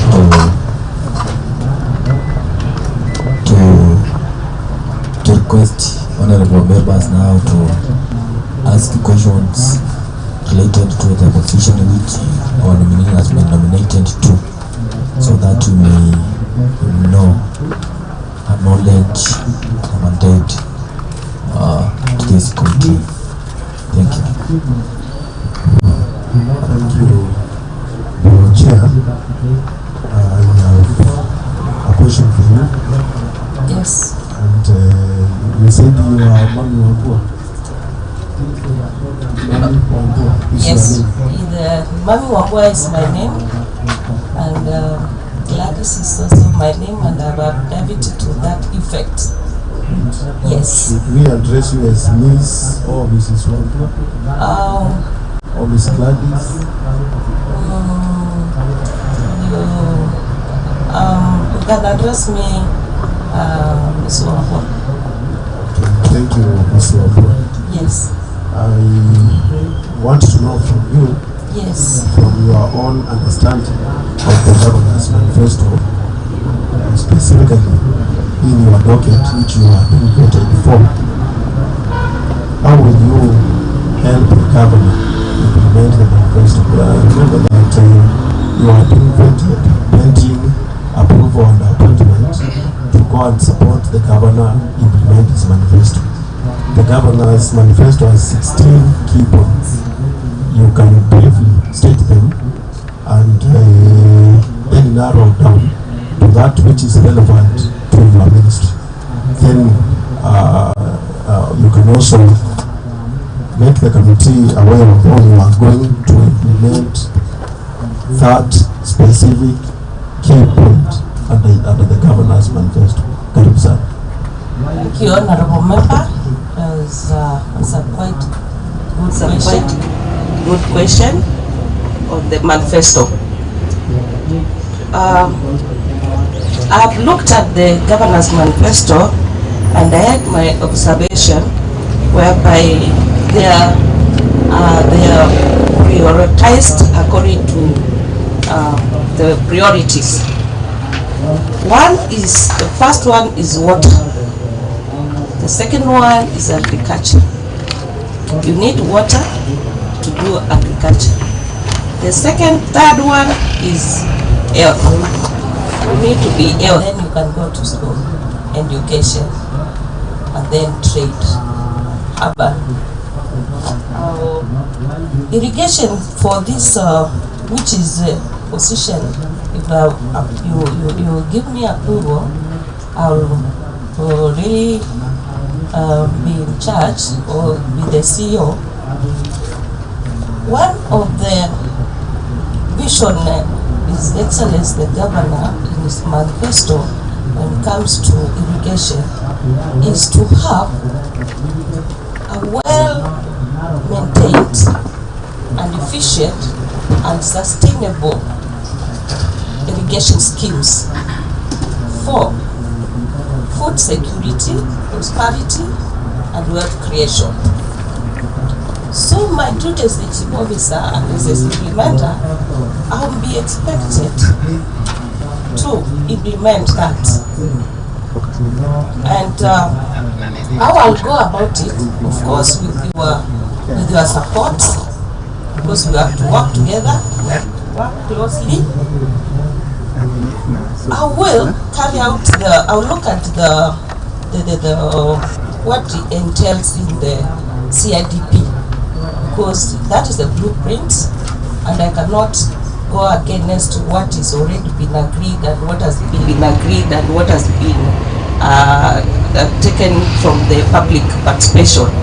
So the way I will implement it is one, Kitui County has a lot of potential when it comes to agriculture, and I talk about irrigation because I have a passion. I've done it and it has worked. I come from one of these semi-arid area and I've tried myself, so I have passion, and that's my dream, to see that we have schemes that will be sustainable. So I will implement some of the programs like construction and developing and implementing the 247 sand dams, one per village. Currently, I'm aware through the supplementary budget, if it passes, I'll be required to implement 3 sand dams in each ward. At the same time, I'll be expected within the period, that's 5 years, at least to do 2 medium earth dams for each ward. That means 80 of them. Why we are doing this is to looking for water resource. Without water, we can't do any irrigation, we cheating ourselves. The other one is to look for collaboration with the national government. We have National Irrigation Authority who are also putting up structures, and we really need their support because the budget may be a lot. You can see it. From the chair, I'm okay. Thank you. Thank you. Okay, next question. Thank you, Mami Wangua. And I said I'm just the MC of Inter-governmental. Now, in your statement, I've heard you mention that Kitui County is classified under arid and semi-arid area. And now here you are the prospective CEO in charge of irrigation. Yes. Through your docket, how will you ensure that through irrigation, Kitui County is food secure? Thank you, Honorable Member. One way that I'll get irrigation to attain food security. One is to look at the unused land. In Kitui we have a lot of unused land. So and the potential is there. So we make use of the utilized land. Secondly, we put up structures, the infrastructure. That is like those dams I was talking about just now. Also embracing modern farming, irrigation, so that we can also attract the youth. We get very rains, inadequate, so we have inadequate water. So we have to think through out of box and come up with what is the best method of irrigation we can use in Kitui, taking into account our state. So we have to embrace the modern techniques that use minimal water for high yield. The other one is capacity building, the mindset of our people. So we have to do a lot of campaign on irrigation, and then we leave about waiting for the rains for agriculture. So there is a mindset changing, and even for the existing, I'm aware the existing schemes, irrigation schemes, which are not functional, where we can revive them. Like I'm aware there's one in Kitui, and maybe the problem is the power, the bill which is high. We can embrace the idea of solar. We use solar to pump the water, which is cheap, but we are using the natural God-given. The other one is to strengthen and do capacity building of the management. The people who are managing these schemes. I'll go ahead also do collaboration with the public, with the development partners. We have donors. So we direct them, we focus on best strategies to improve and enhance irrigation in Kitui County. We can also think of... Thank you. Thank you, Gladys. Now, a follow-up question on the same. Yes. Now that you're the CEO in charge of irrigation, I think in Governor's Manifesto, he's talked about irrigated farming, that our people have been depending so much on rainfall, which have failed us as a county. Now, what plan do you have for farmers in Kitui County, so that at least, because Governor is talking of irrigated farming in connection with food security, what plan do you have?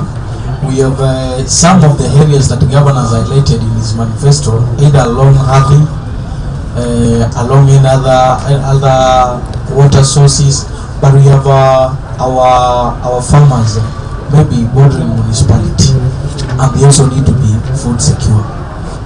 As a CEO in charge of irrigation, how will you ensure this?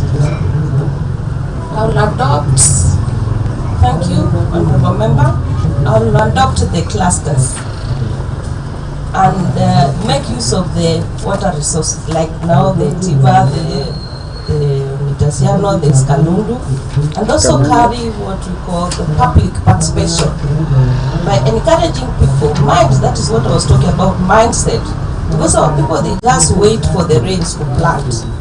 So we embrace through public participation, training them, and also partnering with the development partners who have also interest in food security. There are many. We have USAID. So the other thing is the budget. Perhaps the budget has not been enough for the irrigation.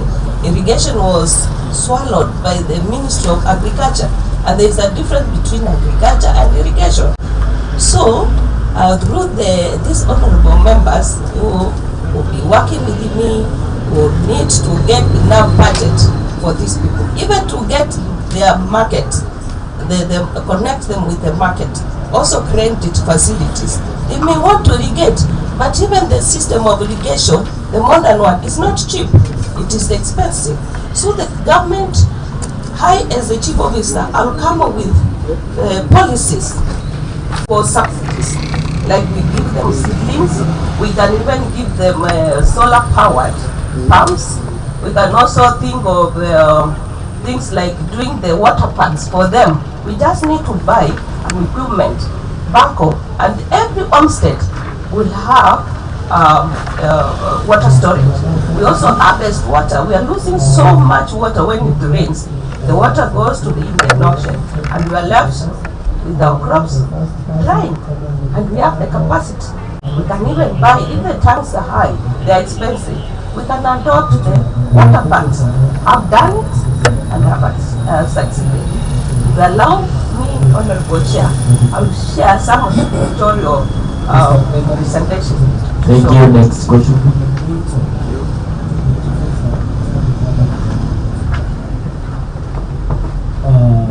Through the chair, thank you. You have said we should refer you as Ms. Wambua. I've heard you talk of I will make sundowns, I will make mega dams. I've heard of you talk of that. Do you have any intention of taking somebody else's docket, like sundam is under water? Do you have any intention, or what do you mean by I will make this? We work in collaboration. Ministry, my department cannot do without Department of Water. So whether I develop the sand dam or the small dams, the same water can be used for irrigation and also for domestic use. So I will not take anybody's docket, but I will work closely with the Department of Water, because I cannot do irrigation without water. I will use even the water. They will develop resources, the water resources, and also develop water resources where applicable. Thank you. Yes. The other question is about since Kitui County it has inherited, which kind of sustainable method in your mind maybe will you use to make sure irrigation is at a high level? Thank you, Honorable Member. I said I have a passion for irrigation. I'm in the right place. I will not recommend the traditional way of doing it. And as scenario is, you put it clearly, we are in semi-arid area. So we have to embrace a system of irrigation which minimizes the use of water but expect a high yield. I've done it. Thank you. And the one, sorry, remember, and the one I will embrace, we have sprinkler, we have drip irrigation, but I recommend, propose drip irrigation. Thank you. That is what I was asking. And now I've also heard you talk of I work with the joint groups to do irrigation in our county. Maybe I believe joint groups is ISO. Those groups there is a CEO who is undertaking that program of cooperatives. Maybe do you know who is this CEO? The upcoming CEO, maybe because we have not yet finished with him. Who is dealing with the cooperatives? Currently? No, the upcoming one. I'm sorry, I think I won't be able to know because we are yet to be these are just nominees, so we are yet to be approved. Okay. Once we are approved, then you will be a substantive CEO. Okay, thank you. Thank you, I'm okay. Thank you. Next question.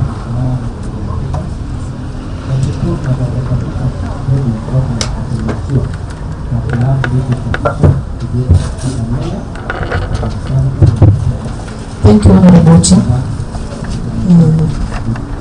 Welcome, Madam Gladys, once again. As I have said, I'm Madam Sun, Honorable. I'll go direct to the question. As a chief officer, how will you work and relate with the County Assembly of Kitui? Thank you. Thank you, Honorable Member. How I will relate? One, I would say I will have no challenge to relate with the County Assembly of Kitui. I've been there as a chief officer before, so I know the role or the function of the County Assembly and the role of executive. I know the county government is composed of two organs, that is County Assembly and the executive. How we relate? There's a sectorial committee in the assembly, County Assembly, that works with respective ministries and departments. For instance, I believe this is the committee, sectorial committee that I'll be working with as the CEO for Irrigation under the Ministry of Water and Irrigation. So, how we relate is, personally, I believe for us to achieve the goals and the objective, even the manifesto we are talking about, we'll have to work closely. We have to work closely, we have to work together, we have to do a lot of consultations, we have to have round table meetings. So as a chief officer, time in time, I'll be engaging the members of my committee, because this is a committee that will be representing my department in the County Assembly. When there is a query at the County Assembly, from what I know, I'm supposed to respond through the sectorial committee. So I am committed. When you approve me, that is it. That if you approve me to work with you, I will be responding promptly to the inquiries and I will cooperate. Yes, we work together. Thank you. Any other question from honorable members? Okay, Honorable Sylvester.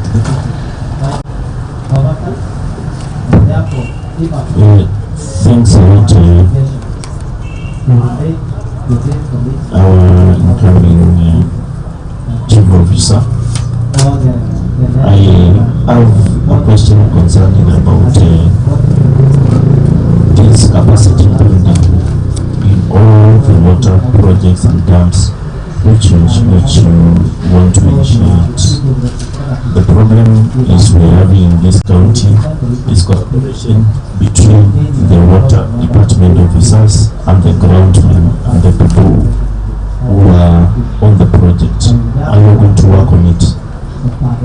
Yes. Then I have another question. We know the resource envelope for this county is very limited.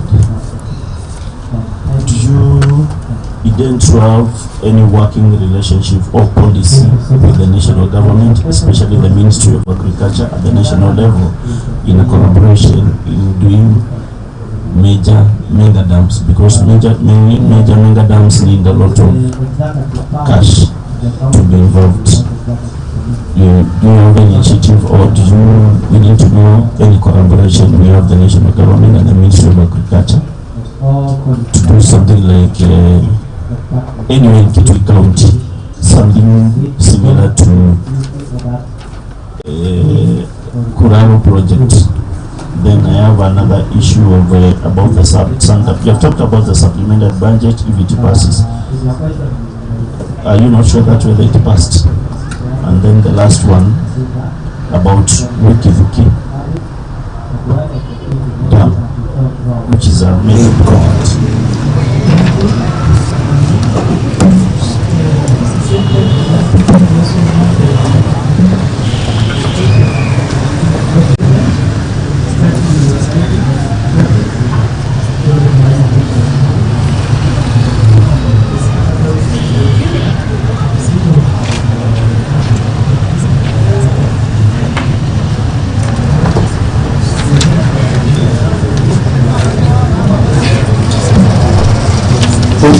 Mr. Report that are needed, maybe on this side, will be submitted on time to the members who really have leadership. Chair, just to retreat. Honorable Matthew Govey, you can proceed. Thank you, Chair. Just a follow-up question. In the matter of the protocol, I think Honorable Marketing has asked you to give out like the protocol of government, and he has given you just some of an example. He has given you governance the seniority. We just needed to know the seniority. We just need to know whether you know the seniority in terms of the representation. Please. Thank you, Honorable Matthew, for that clarification. The governor is the head of the county government, head of the executive, assisted by the deputy governor. The county executive committee members are the heads of the ministries, and the chief officers come under them. I think that is the right protocol. Let me...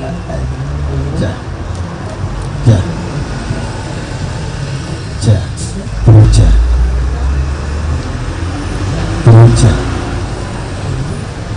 You can now proceed. I just needed to clarify to my brother the seniority in the county government.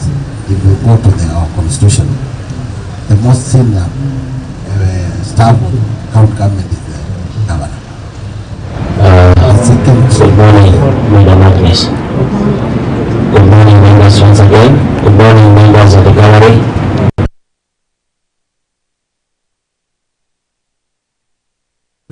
Let us be specific. Thank you, Chair.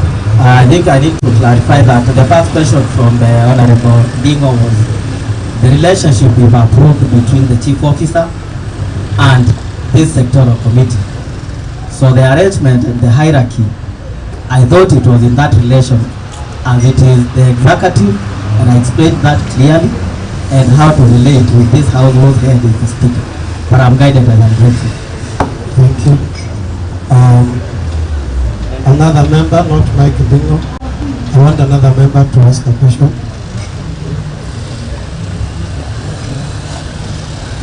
Honorable member, Godfrey Mudenki.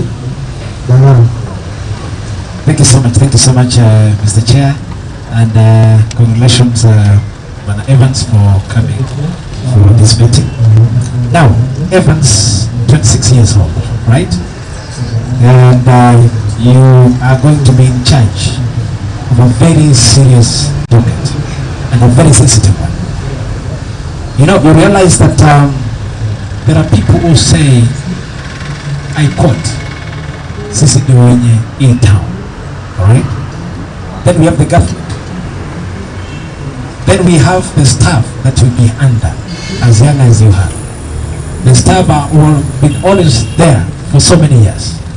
Even during the county councils, we have people who have been in charge of these towns for that. How are you going to relate to these people? As a person who will be in charge of that staff, how are you going to relate with them? That's one question. Their welfare and their motivation. Second question. We have people who are cartels, and the people who man in courts, they're the ones who man these towns. When the government tries to do anything, they retaliate, they react. And these cartels are also led by people who are members of staff. They're the people who embezzle funds for the department and for the county. And the same staff are the ones you'll be dealing with. How are you going to make sure that you cap all this? Thank you. Thank you, Honorable Mudengi. Through the chair, allow me to answer that question, and not first as follows. That this will not be the first time I'm being engaged in a sensitive issue. I started looking at people's accounts in Equity Bank at the age of 19. Cash and people's financial accounts is one of the most sensitive issues you can ever be exposed to. where I work currently and what I do, I am also involved in sensitive issues. You are involved in approving or disapproving people's payment, and of course you know there are repercussions for that. But to answer your question more specifically and start with the issue of staff, it is not something that is very rare to find people who are more experienced than you working under you. It has happened before, it will happen again. That issue boils down to personal leadership philosophy of the person at the top. When you engage these people, you allow them to practice their experience and their expertise, and to consult them. You are going to have a good working environment, among other strategies, leadership strategies that you can use. I'm sure these members of this committee are not the oldest in their world when they were elected, just on a light note. If there are any cartels within the department, the law is very clear on how to undertake disciplinary issues against them, and it is not the 26-year-old chief officer who will be disciplining them. It is the office that will be recommending the disciplinary action against them. So I want to be judged in that aspect based on my capacity, competence, and passion, and not my age. I want to proceed that when a town issue, whether you get a person who writes my age or my age, those people will be there. The most important part is to come up with policies through the county executive committee and of course through this house that will regularize issues, things like automation of maybe approvals, things like garbage collection, things like ensuring stormwater drainage has been constructed, so that those who have grabbed maybe the spaces where they are supposed to be drainage, they will of course be pushed out by the policy. It will not be the 26-year-old chief officer rushing and running after them and chasing them. It is the law that we will develop together in consultation with all the relevant departments, and I am ready to undertake that work. If there is any embezzlement of funds in the department that I would occupy if approved by this committee, I think it is in the same way that I have explained. Personally, what I do is checking and auditing construction process until the end. One of the ways embezzlement of funds happen in counties, government, and MDRs, that is ministries, departments, and government agencies in the national government, is through the bills of quantity. They overprice things, they overprice procurement of goods, and there can be good procedures and policies that would ensure economic and prudent use of resources, such as undertaking proper market survey before procurement, such as personally looking at the BQs and having a committee maybe to look at it where there is need for delegation, so that the people of Kitui will get value for money and will get services that are demand driven and not supply driven. Thank you. Thank you so much. We can go to another member with a question. Let's go to Honorable Bernard Silla.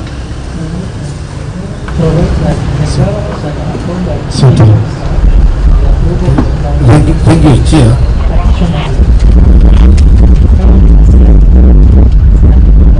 Mr. Evans Mutua, I know you are conversant with Cities and Urban Areas Act. Can you kindly tell us, in case you are taken as chief officer, what plans do you have to upgrade the existing senders to new status? For example, we have mainly town administration, which is yearning to be municipal council, and other senders within the contributions to which will be urban senders. Thank you, Chair. Thank you, Honorable Bernard. Through the chair, I will answer that question as follows. Yes, I am conversant with the Urban Areas and Cities Act 2011 and the amendment of 2019. I want to note that the most important thing that we can do to not only upgrade the existing centers but to prepare even the upcoming ones to become either towns or municipalities or even cities in future is through what I've said, providing infrastructural support, having well-lit roads, having urban mobility enhanced in terms of parking and removing congestion from the towns. But to answer your question more specifically, Mwingi legally it's not a town and it's not a municipality.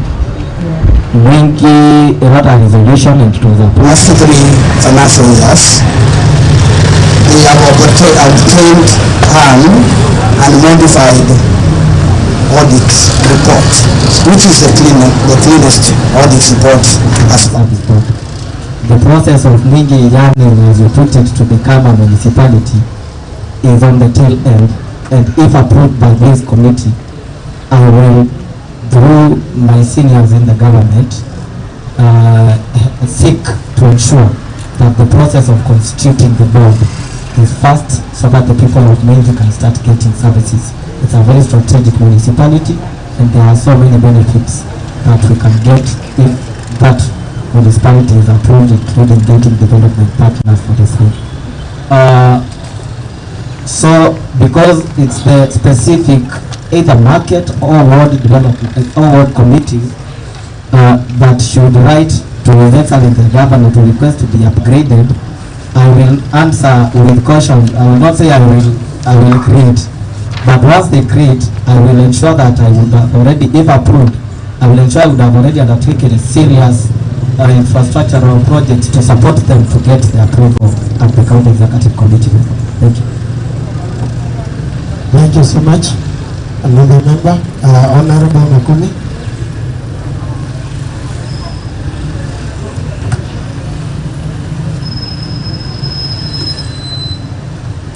Thank you. Thank you, Mr. Chair. Evans Atemi. If you become the CEO of Kitui County, what are you planning to do with the waste management, which has been a menace in our towns? Like, what measures will you undertake to manage solid waste, improve drainage, street lights, enhance security, water connectivity, and the domestic commercial use to reverse this?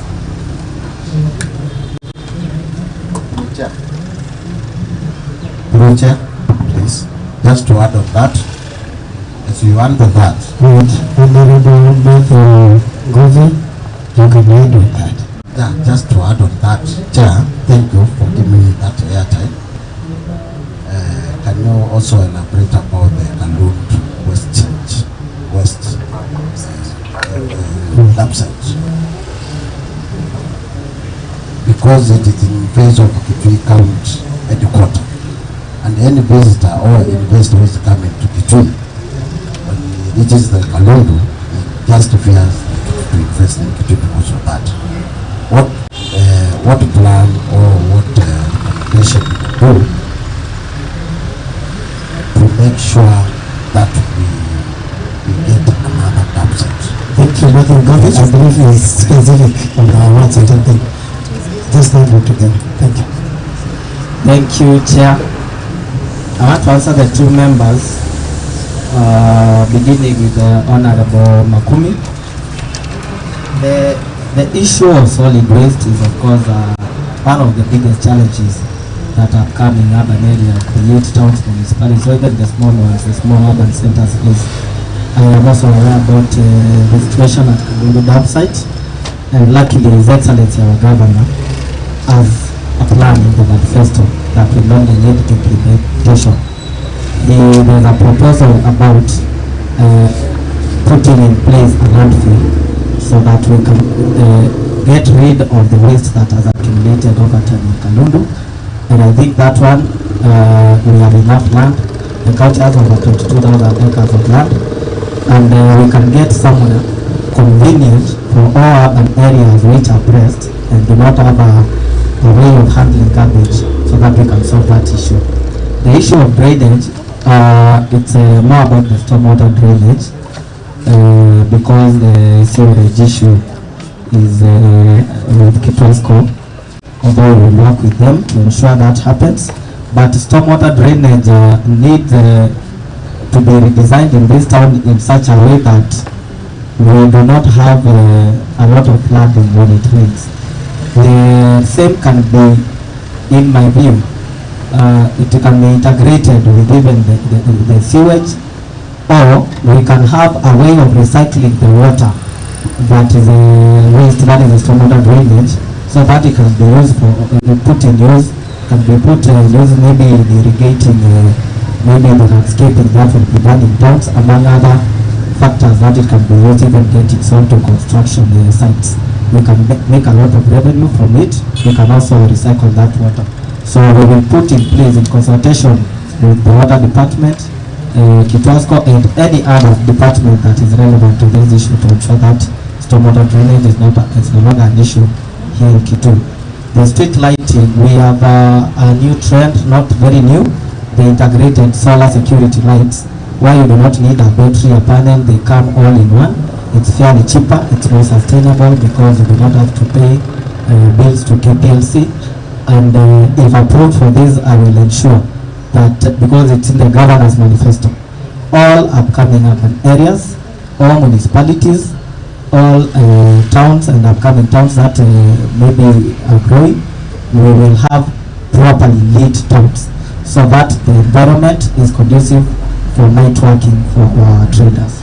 On the issue of, I think I've already answered about the Kalulu dam set. Thank you so much. Thank you. On this juncture, let me also allow you to make your final remarks, if you have any, as we rewind. Thank you. Thank you, Chair. Thank you, members. I want to say the issues concerning urban development and urbanization generally in our county and in the world are many. We might not have captured all of them in this very engaging session. That is why it is part of our Vision 2030. That is why it is number 11 in the Standard Development Goals of the United Nations.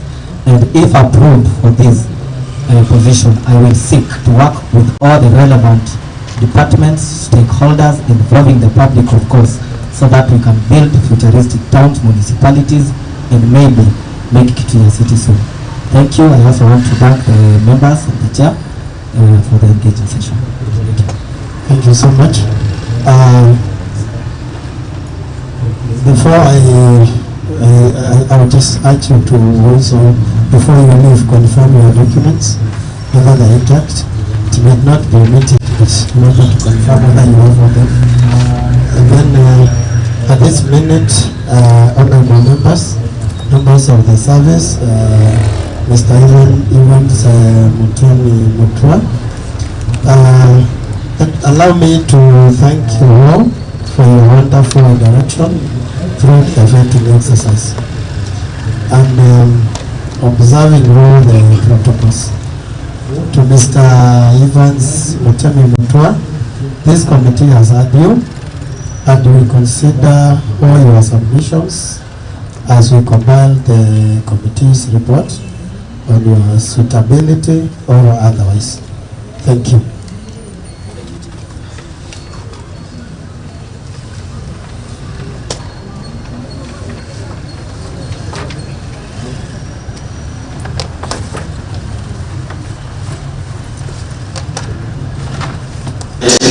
This divorce, I think this divorce is in front of us. Be welcomed, take it easy, relax. I can also recognize the presence of our speaker. Yes, speaker, I think we don't have right there, but I can mention is Kevin Kinemo, County Assembly of Kitui, the speaker. Thank you, speaker. I can also recognize the presence of Honorable Wazara from Ward. Thank you for your presence. Thank you so much. Okay, let us continue. Ms. Francis Akasa, please submit to this committee your original academic certificates, certain photos of your academic certificates, and your clearance certificates from clearance bodies.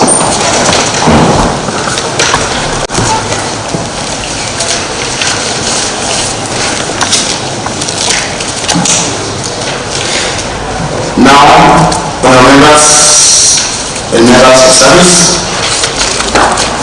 allow me to give Madam Francis Akasa an opportunity in 5 minutes or less, or you can exceed it in 6 minutes, to tell us more about yourself.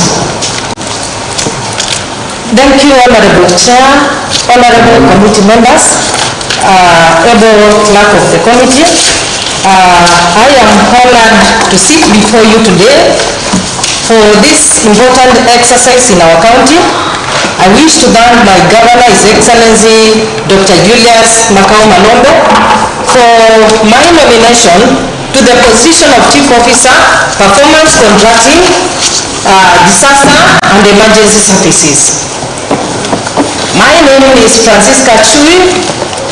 I was born and raised in Kiboya Village, Mutomo Kiboya Ward, in Kitui South Sub-County. I am 47 years of age, married with 3 children, and I am a Christian. Honorable Chair and honorable members, I went for my primary education at Kisayani Primary School, where I completed in the year 1989, then joined Ikuda Girls Secondary School. During my study in secondary school, I had a lot of challenge since I came from a poor background. My father passed on while I was in Form 2, and I was left with my ailing mother and 2 young siblings. I was forced to seek for assistance so that I can go through my secondary education. Fortunately, Catholic Church offered to sponsor my secondary education. I managed to complete my secondary education in the year 1993, where I obtained a mini grade of B-. Due to the poor background of my family, I did not manage to proceed direct to the university because of challenges of fees. So I stayed at home and married. Lucky enough, in 1996, I managed to join Kenya Science Teachers College to pursue a diploma in science education, mathematics and physics. I completed in the year 1998. By then, I had 2 children. At that time, Teacher Service Commission had stopped posting teachers directly from the college, and therefore I stayed at home waiting for a job opportunity. I decided to go for further studies at Jomo Kenyatta University of Agriculture and Technology in the year 2001. I continued with my undergraduate degree, but in 2003, while I was in 4th year, because of the challenges of fees and my siblings who were still undergoing through secondary education, I decided to look for a job. And by then, I was a regular student at Jomo Kenyatta University. I got a job at Bitini Girls Secondary School in the year 2003. At that time, I used to teach at night and proceed to Jomo Kenyatta University of Agriculture during the day to undertake my studies. I managed to complete my undergraduate degree at the University of Jomo Kenyatta University of Agriculture and Technology in the year 2004.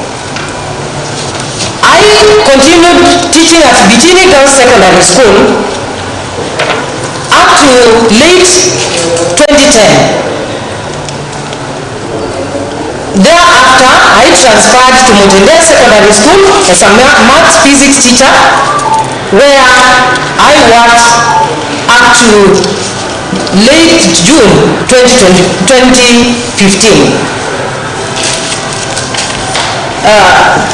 Honorable Chair and Honorable Members, I decided to go for my master's degree at the University of Nairobi to pursue a master's in project planning and management. I completed my master's degree in 2017.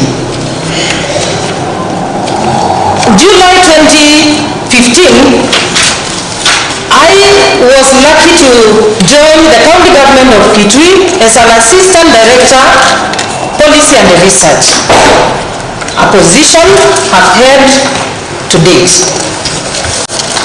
Honorable Chair and honorable members, in my previous and current workstation, I have performed increasingly senior roles in management and leadership. At Bitini Girls Secondary School, I was the head of department boarding, and during that time, I received a Principal's Award for being the best teacher. At Mutendea Secondary School, I was the head of department mathematics and sciences. When I joined county government of Kitui as an assistant director, policy and research, I have been coordinating development of policies and the research work for the county. In 2015, when I joined the county, I was given the task of coordinating a program that we called the Pollution Supportive Program that was being supported jointly by the county government of Kitui and the United Nations Development Program. During that time, we managed to develop a number of policies, bills and guidelines. We also trained senior staff on matters of management and very many courses that they required to build their capacities and competencies. Honorable Chair and honorable committee members, apart from matters of policy development and research work, I've been assigned other duties and responsibilities under the office of the governor. I coordinate community level infrastructure development program, which is a program undertaken under the office of the governor, combining of all the reports and updating the status of the programs and projects. I've also been appointed as a member of Human Resource Advisory Committee, which advises the County Public Service Board on matters of promotion, redesignation, and discipline of the staff. I've been nominated as an accounting officer in the office of the county secretary since 2011, November 2011. Honorable members, I have a passion in touching people's lives. In fact, do you see any conflict arising between the ward development committees and the grassroots networks which members of county assembly use to reach the same people you are trying to reach? Any conflict? My second one, Chair, and allow me to be the last one, is working in the office of the governor as a chief officer. You basically an interface between the governor and the county assembly.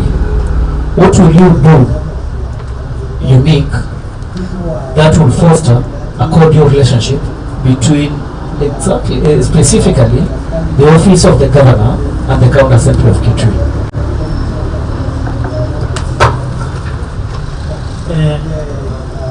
Thank you, Mheshimiwa. On top of that, I would also ask you this question, that the Ward Development Committee were formed. Were they formed because it came from the executive, through public participation? Were they formed according to the County Government Act, or which procedure was used? Thank you.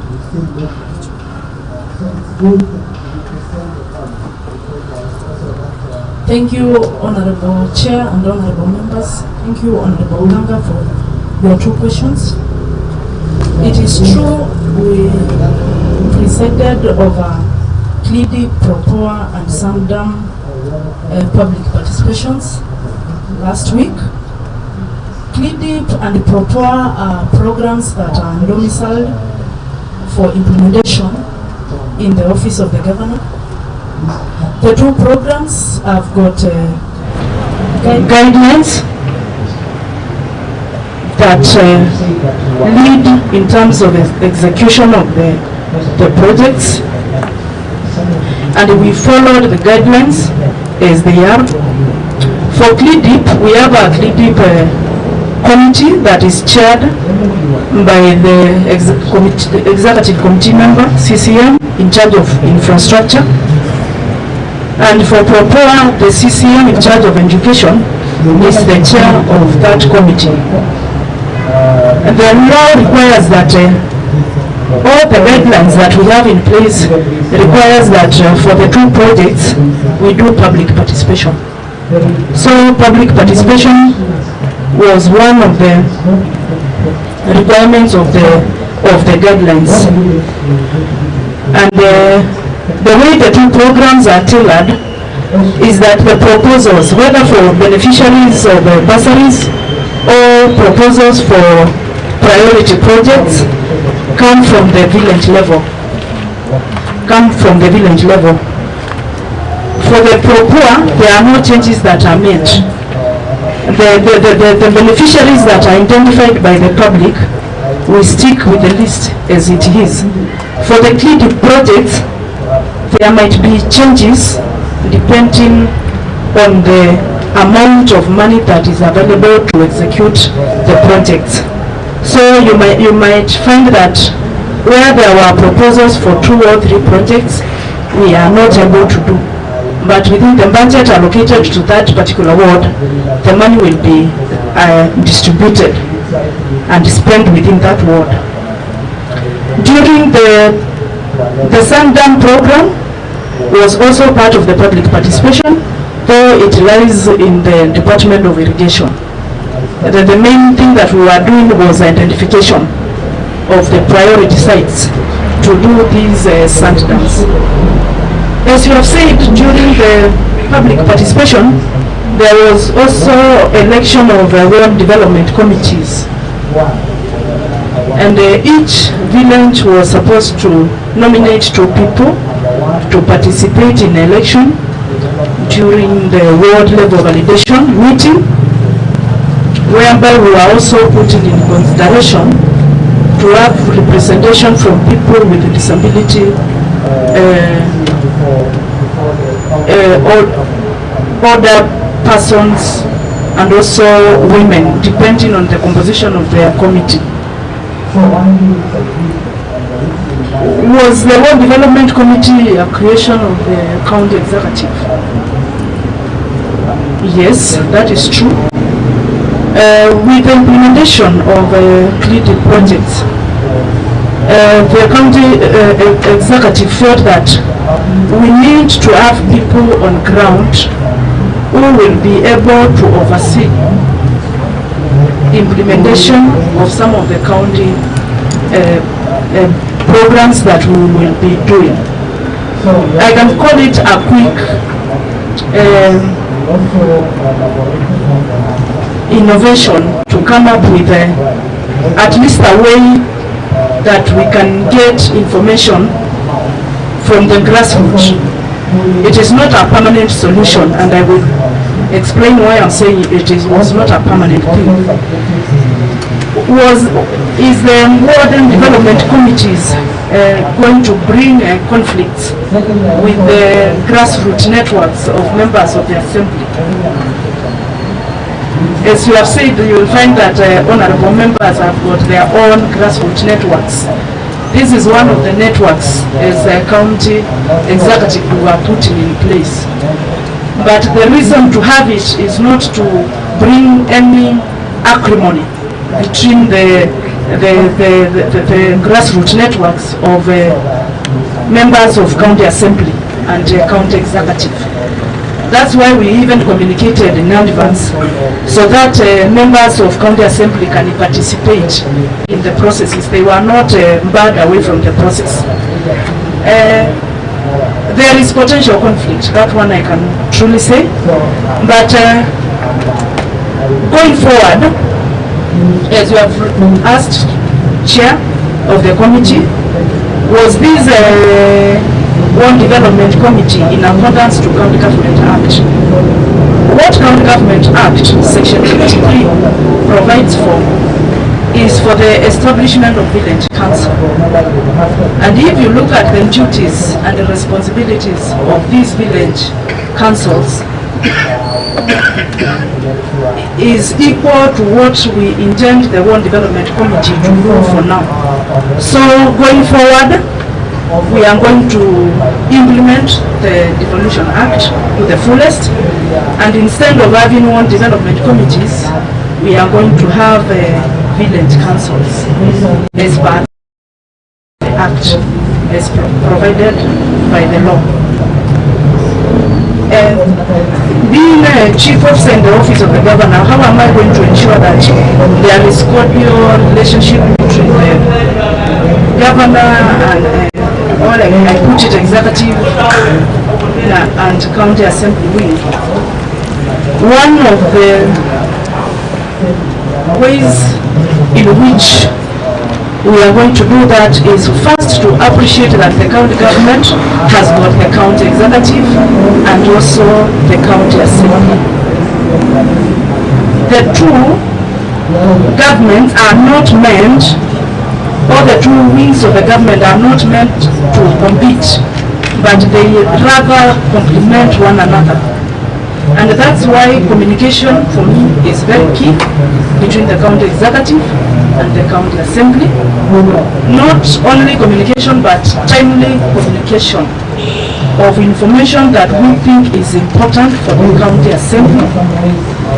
Where we need county assembly to give proposals, where we want involvement of the county assembly, we communicate in good time, so that they can also give their proposals on how they would wish that we undertake a certain program.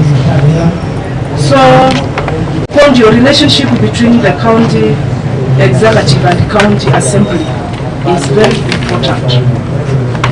And we are going to provide that enabling environment to have that mutual respect and understanding between the two arms of the government. Thank you. Thank you, Madam Muleo. And I can see burning question from honorable members. But before I give them opportunity, I also have a question. You know, we're asking about the CLIDIP and the PROPUA because this touches Mwananchi direct. You have been there from the last regime, right? Yes. And the last regime, with my knowledge from my people, there were no public participation, and you have been in this office. So what are you going to do different when you remain in the same position that you could not do the last 5 years? Also, on the same, I would also like you to tell us the challenges that you have been facing from the previous regime. Same time, you give us a solution and a recommendation.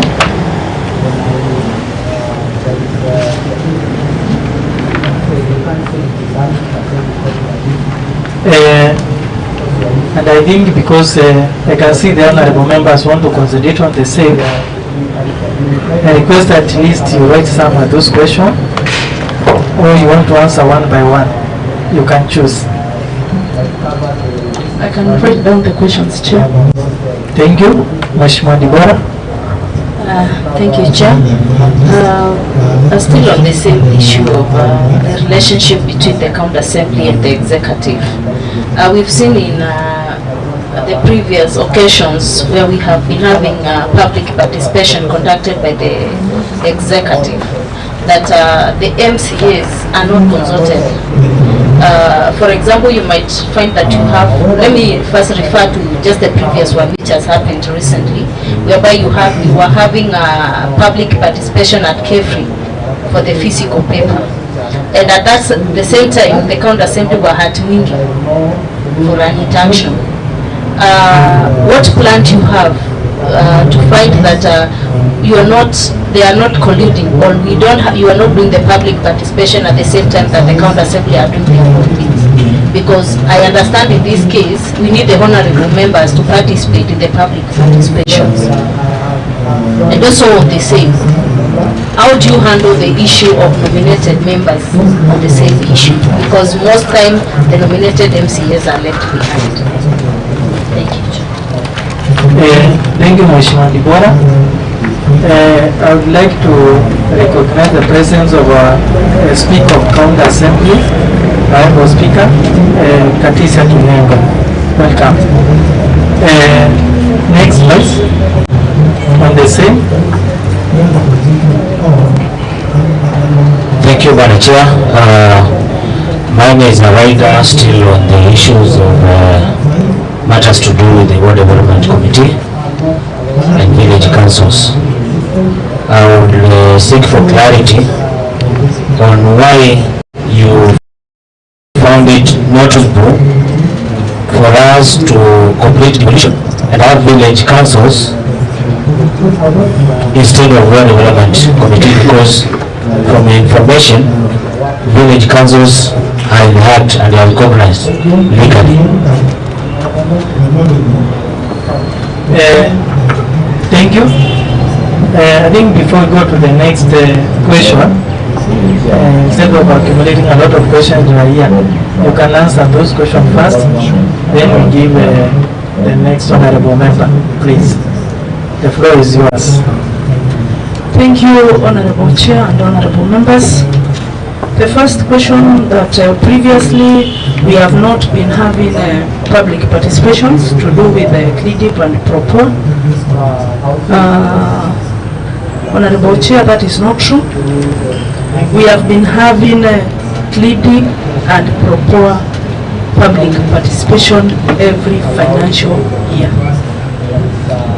As I said, the two projects are guided by the approved guidelines that requires that we do public participation. We have been doing public participations at the village level. Some of the challenges that we have been having and the recommendations, the main challenge when it came to CLIDIP program is that the members' needs at grassroots are more than our resource envelope, especially when it comes to the monies set aside for CLIDIP. You will find that during public participation, we would request a village to list down 5 projects. And when members list down 5 projects, their expectation is that all those projects are going to be done. But when they are forwarded to the headquarters, we realize that we can only do a project worth 2 million in a particular village. As a result, you find that we are doing only 1 project out of the 5 projects that were given by the community members. So every other time we would go back, they kept wondering, why are we coming back, and the projects that we gave last time we did not accomplish. And the recommendation on that problem is that for effective implementation of CLIDIP, let's have cost estimates of projects, even as we go for the public participation. If we know a particular ward is supposed to get, for example, 1.5 million, the various projects that they are likely to suggest, let's have an estimate of the budget. For example, if it is an ECP class, it is 1 million shillings. If it is an extension of pipeline, certain meters, it is 1.2. As a result, we will be able, by the time we leave that particular public participation, tell the members of the village that the monies that are allocated for this village will be able to cater for this particular project. The question by Honorable Deborah on not consulting, especially on the dates of public participation, bringing collision and confusion between the county assembly and county government. Yes, it is true that the latest exercise on public participation through county fiscal strategy paper colluded with the sectorial committee meetings at Mwingi. Thus, the MCRs were not fully available to participate. This is a problem that would have been sorted if there was proper consultation and communication. And I think for us as a county executive and county assembly to work with harmony, there is need for county executive to do a schedule of activities and proposed dates, or to be given a calendar of activities to the county assembly in advance, so that they can interrogate and give feedback, and if possible propose when they think is the right time to carry out a certain exercise. On the issue of nominated MCRs, it is very true, the budget that was done for the concluded public participations on Kitui, Propos and Sand Dams, erroneously nominated members of county assembly were not budgeted for their one-day allowance. It's something we took note of, and we have processed the amounts they are going to be paid the allowance. But that one I promise that which would occur in future. The issue of one development committee and village council, why did we go for one development committee and not village council as it is in the County Government Act?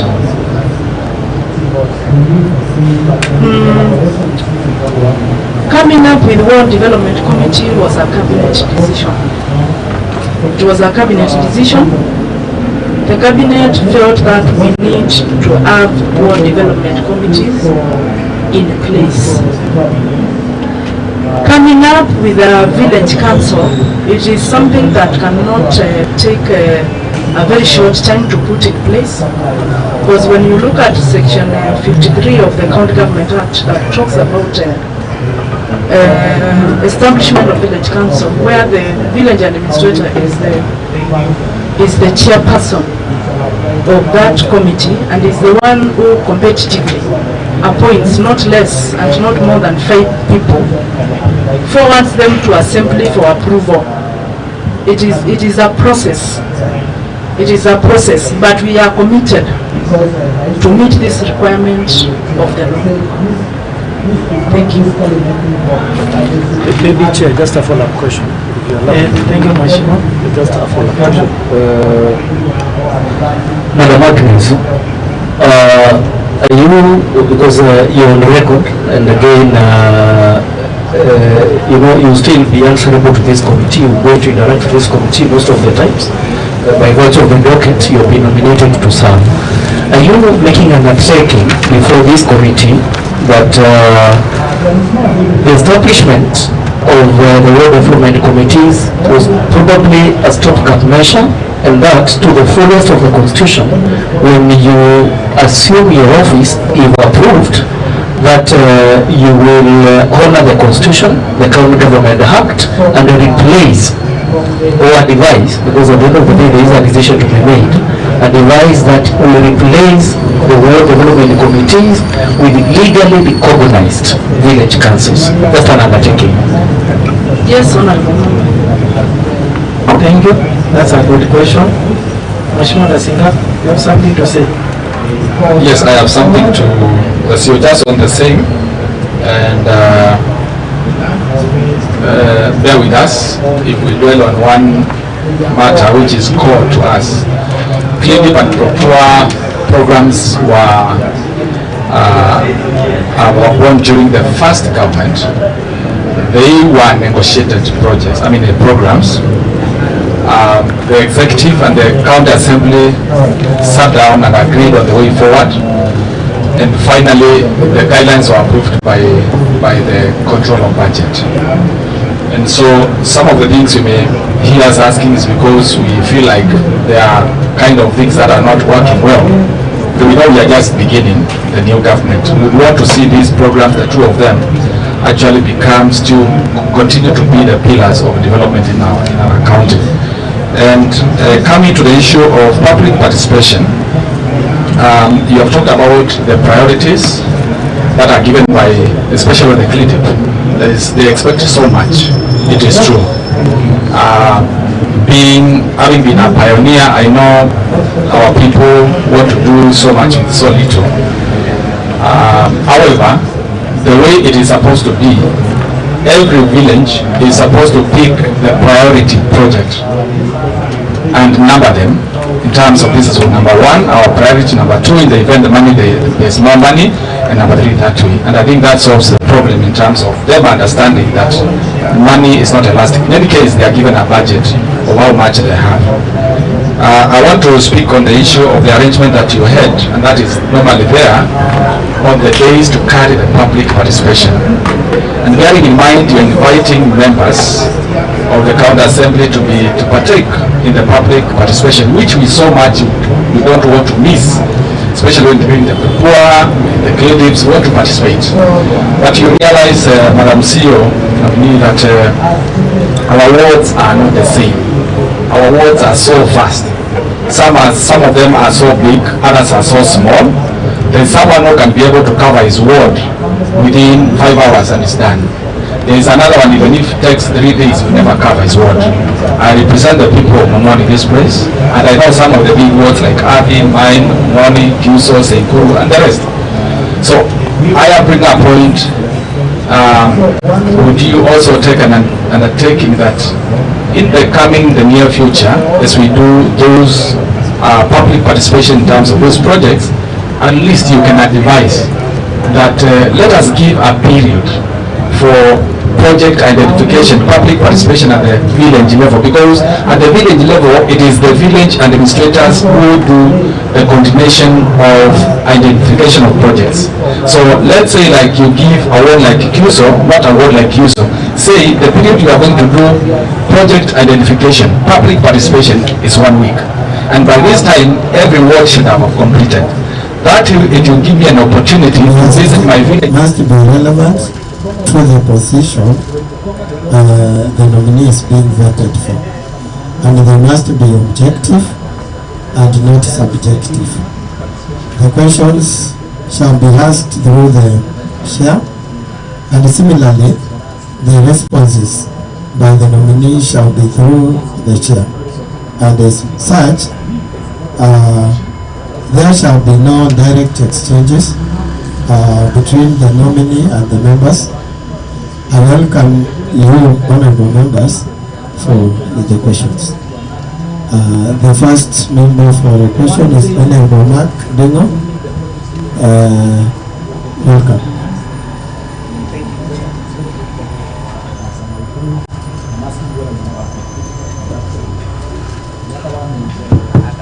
Thank you, Chair. Mr. Michael Mutisia Kali. Yes, Honorable Ndingo. Article 45 of the County Act 2012 establishes the office of the Chief Officer. Can you tell us how the Chief Officer or the Chief Office Department is supposed to relate with the sectorial line committee on that department?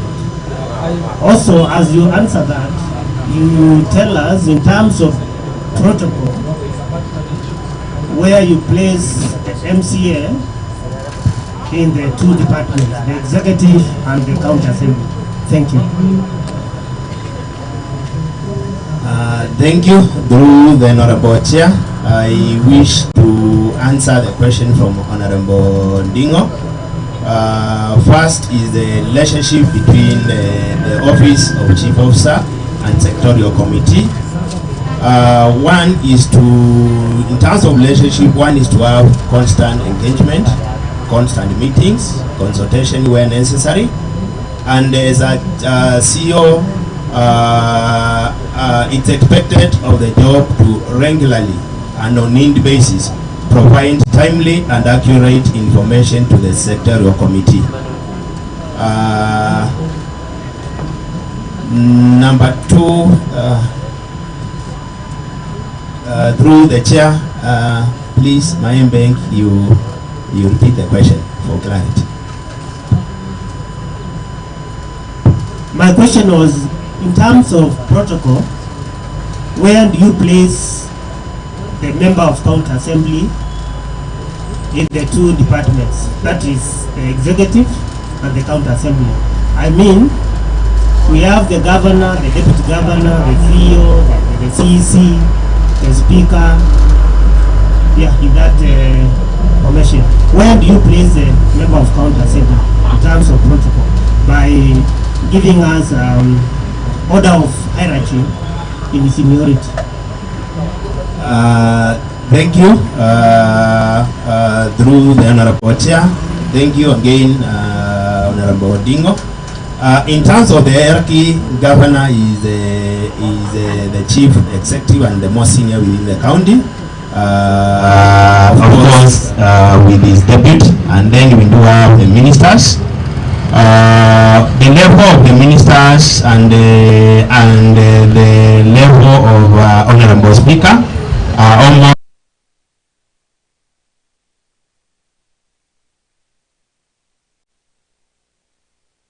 on the same level in terms of hierarchy. And more importantly, when I look at the functionality and the work they do and the kind of discussion and the kind of the consultation they have in building the county, my own opinion, there is where they belong. Honorable Matthew Govi. Just want to clarify to our nominee. I think we need to clarify, you need to read the Constitution of Kenya. The superiority belongs to sovereign power belongs to the people. In terms of hierarchy, that this one is for clarification to your knowledge. Is in seniority hierarchy, the governor the most senior, followed by deputy governor, followed by speaker of county assembly, followed by member of county assembly. The others are staffs. Okay, thank you. Thank you, Honorable Chair, and thank you, Honorable Matthew, for that clarification. Every day is a learning, plans, something, honorable members. Thank you so much. Thank you for that clarification from Mheshimiwa Fode. And I welcome another question from Honorable Bernard Mabengi.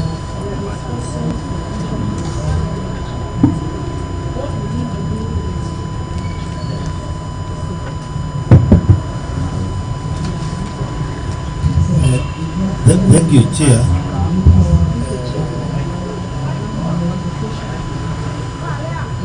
Bwana Kali. Yes, Honorable Bernard. there is this issue of land grabbing, which has been a challenge in the Kitui County. How will you prevent it? Also, you know, our land, county land, has been invaded by squatters. If you happen to get that position you are looking for, CEO, how will you deal with that monies? Thank you, Chair. Thank you, Honorable Chair. Thank you, Honorable Bernard. I will start with the issue of land grabbing. If this committee finds me suitable and I get approved by Assembly and finally to be nominated by His Excellency, appointed by His Excellency the Governor, one thing I will do is to streamline the processes in the county land office. When you look at the main cause of corruption and the main advantage which people have taken, one is lack of clear processes in terms of what needs to be done. When you go, you will find most of the counties, you will find one person can do something single-handedly. Somebody can change a record. So if I will succeed, one is to implement what I can call make a shaker roll. Somebody will come and do something, it has to be approved by another one. So I'll strengthen the internal controls. Number two, I will also undertake what I can call data validation, so that I can size the kind of challenge I'm handling, honorable members. This, once you undertake the full validation, you will know this is the size of the problem, and then you come up with a mechanism of how to address them. Number three, in terms of again the land grabbing, we must address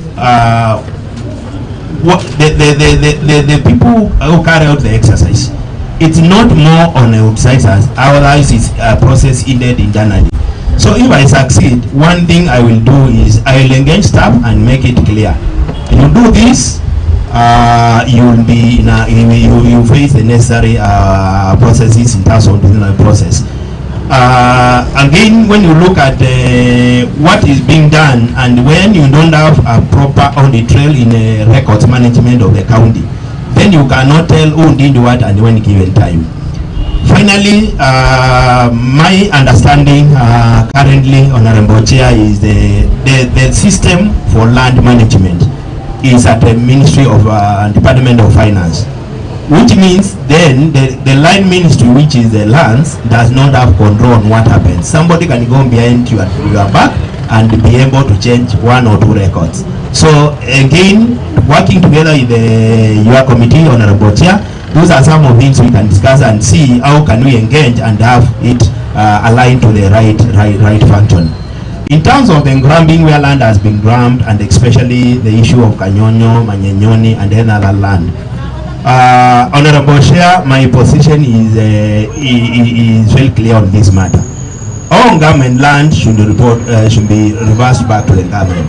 Any grabbed government land, and there is an opportunity which have come up. Last engagement of governors during the Mombasa session on land policy and urban settlement.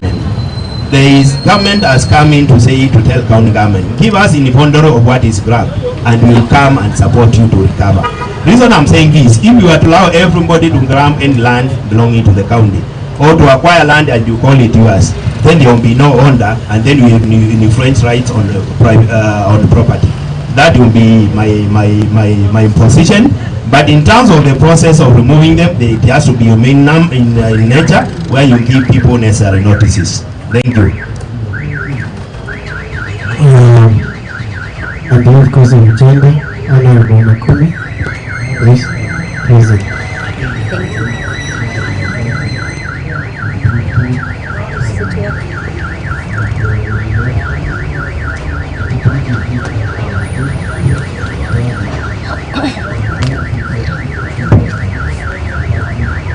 Thank you. Thank you, Mr. Chair. I was about to ask you about the corruption and I have talked about it.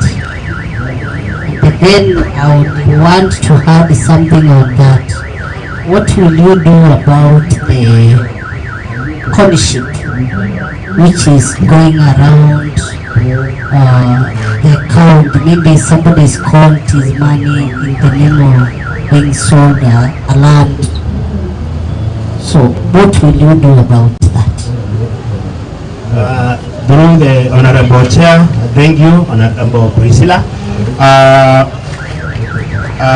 If this committee finds me suitable and I'm approved by county assembly and finally be appointed by His Excellency the Governor, I'll address that issue from two key areas. One, I will initiate what I may call land educational clinics for the public to get to understand.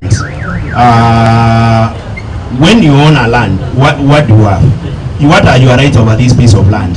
And what are opportunities do you lose when something is not done? Number two is now we come in and we like to address the issue of why, one, we ask ourselves, why is it happening? For that land double allocation, selling land twice, land of somebody being sold even by even couldn't be our own staff. Then that to address it, as I mentioned earlier, one is to seal the loopholes. First, you address the bleeding, and to address the bleeding, working in this committee,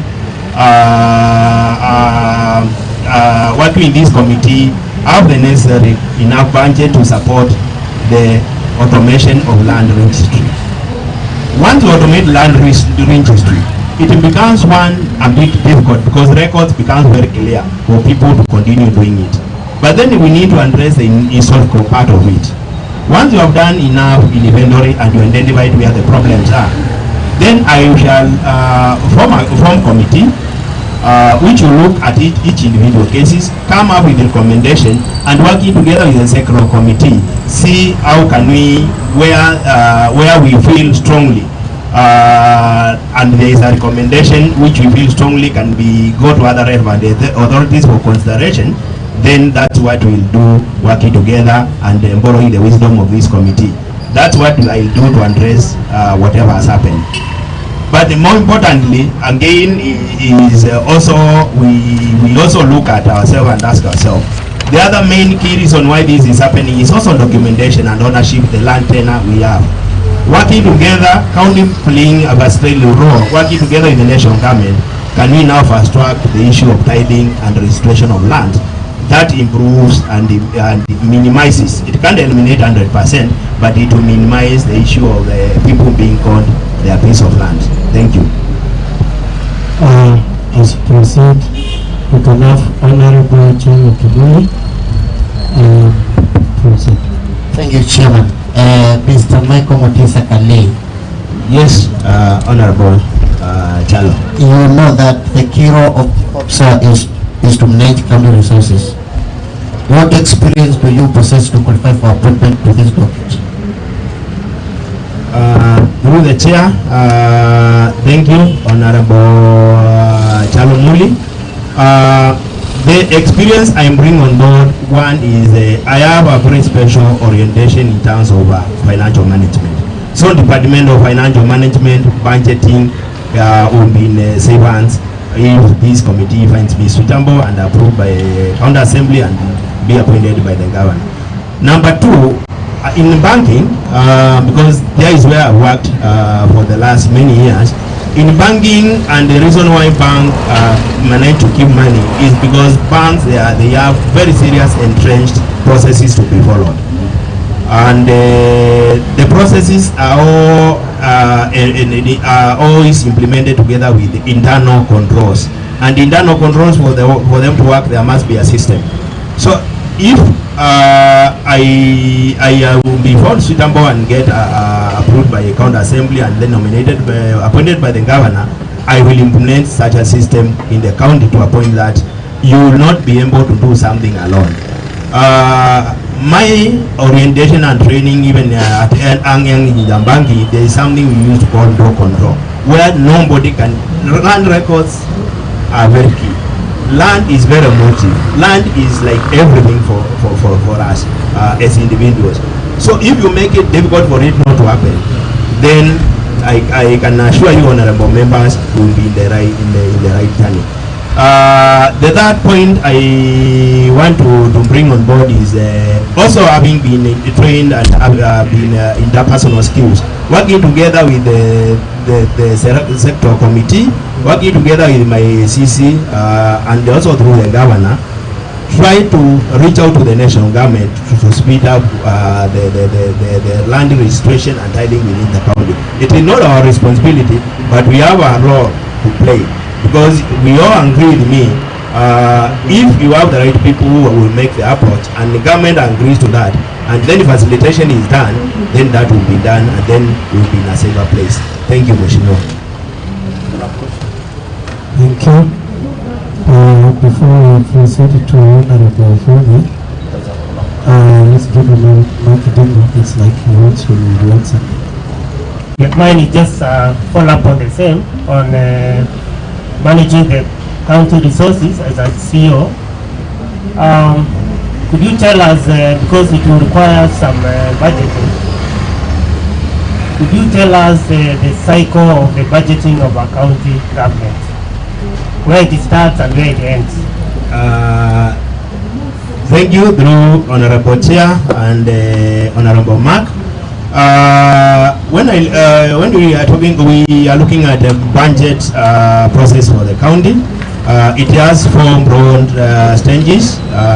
There is the formulation, there is approval, there is implementation, and there is the review and the monitoring. In terms of formulation, we'll start with the county integrated planning process, which is undertaken countywide, so that we can have with what are the economic priorities. Thereafter, doing the economic priorities, we come with the financial estimate, and it will land us to the financial strategy paper, which will be done by the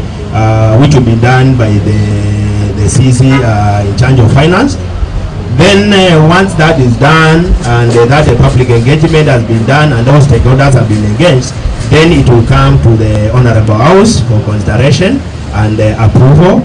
Of course, going through the sector committee in charge of finance within the county assembly, and then finally to the full house of the county assembly. 1/3 is done and that approval is granted, then it will emanate together with we'll have the budget, then you will have the supporting laws then to implement the budget, and then we'll go to the implementation stage. When it goes to the implementation stage, the budget is approved, now it's come to implementation. Then now the chief officers and every one of us within the county, then we come in to implement the budget. Implementing budget is now to deliver what we have captured, to deliver within the budget, within the financial the cycle. Then during the implementation, there is no more, I'll say, regular monitoring of budget implementation, which, my own opinion, honorable members, it has 3 sides. There is a controller of the budget where you will be required to submit quarterly reports or 3 monthly reports for them to appreciate where you are in that. Number 2, there will be auditor general who will always come as a last person also to do the financial audit and confirm and give assurance all is well with the use of public resources. But then there is also the third area in terms of implementation and also in terms of oversight, the role now which is also played by the county assembly, the fire sector committees, who are also very keen and also at the same time keeping the executive toes in terms of budget implementation. Thank you. Thank you. We can proceed to Honorable Matthew Govin. Thank you. Chair, just want to ask you a very brief question. One is concerning your office. Are you aware the current now we have a lot of issues or cartels concerning your staffs, and in case committee found you suitable and recommend the county assembly of Kitui to approve you, what measures are you going to do to put to make sure there is a state and transparent in terms of service delivery in your office? Since in your office, if you have an example of someone who went to ask something, and because of asking that he's a junior, he was transferred from the headquarters to another office. Okay. The other thing is we have land rates, and land rates are our own sources of revenue in our account. It has been noted that many of the developers and investors do not submit the same to the county. What measures are you going to put? What policies are you going to put? What regulations are you going to put to your ministry, to your department, to make sure those revenue are meted to the county? Thank you, through Honorable Chair. Thank you, Honorable Matthew. First, I start with the question about the staffing. If this committee finds me suitable and I get approved by the assembly and they finally get appointed by the governor, one exercise I will undertake,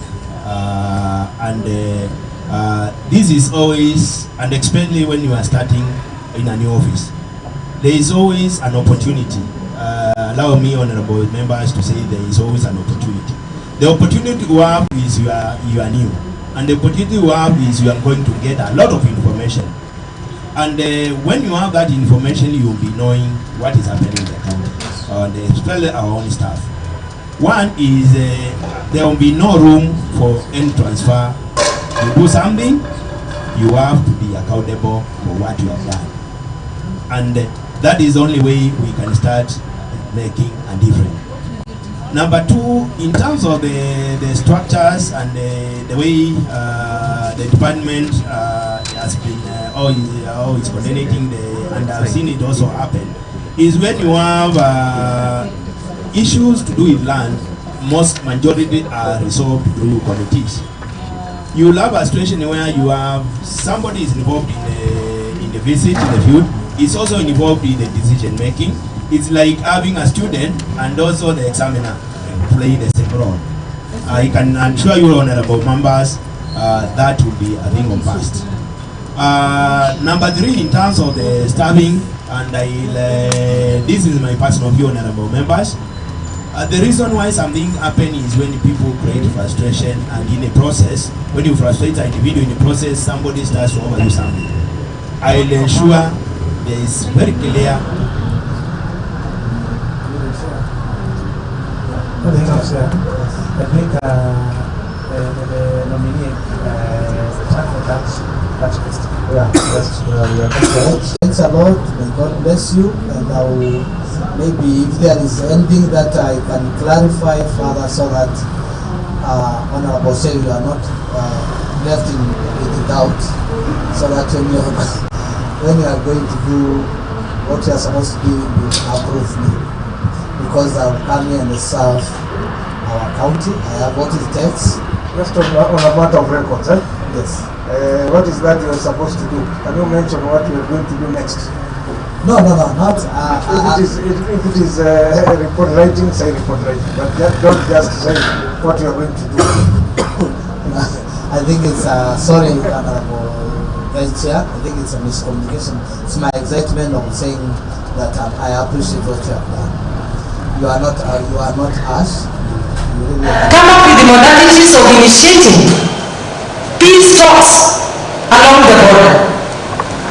Peace talks, conflict resolution mechanisms, so that we can resolve this issue once and for all. We can also look at modalities of maybe establishing community conservancies along the border so that our land is not idle. And when our land is utilized, then it means those Kenyan others will not get into our county to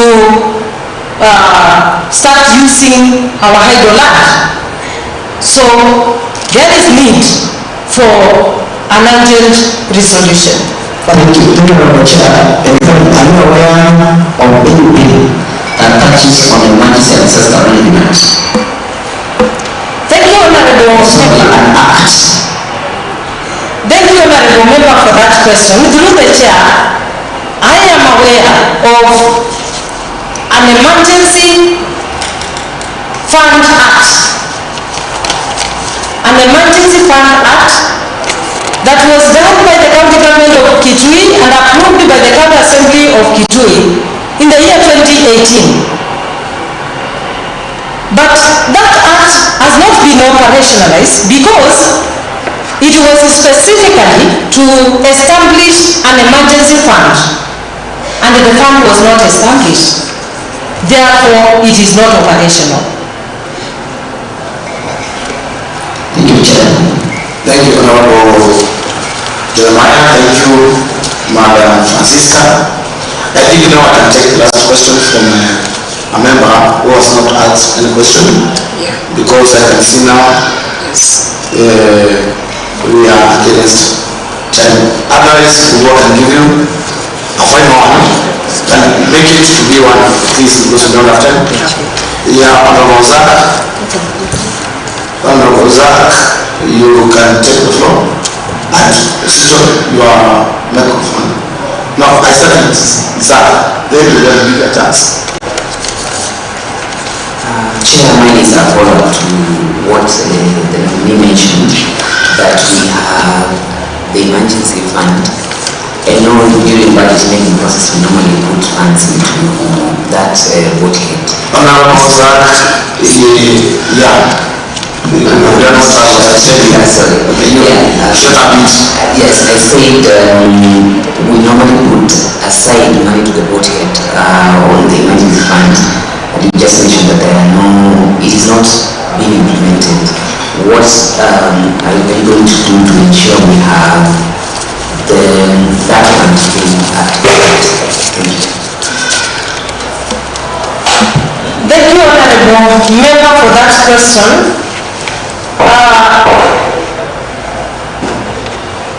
I say that there is a bill that was done, and the Public Finance Management Act, Section 110, gives provisions for the County Executive Committee member of Finance to establish a fund for emergency. And in this case, I believe the right legal document that was supposed to be done was not really a bill, but it was supposed to be a regulation. So to operationalize the fund, then we require regulation. And since there is the Department of Performance Contracting, Disaster and Emergency Services, we can as well develop a policy framework to give guidelines on how emergency funds can be utilized in our county. Not necessarily the fund, but we can develop a policy framework to ensure that the money for emergencies is well utilized in our county. Thank you. Thank you, Zach. Thank you, Madam Francisca. Madam Lungu, allow me to give a chance for Honorable Maua, then Madam will close the questions. After I give you a chance to ask your question, I think we will close from there. So, Honorable Maua, kindly and be brief in this one. Just please kindly switch your question. Thank you, Chair. Madam Francisca Kasi, kindly tell this committee on labor and social welfare where we see Kitui County human resource in the next 5 years. honorable member for that question. Through the chair, I can see the human resource for the county government of Kitui in 5 years to come as a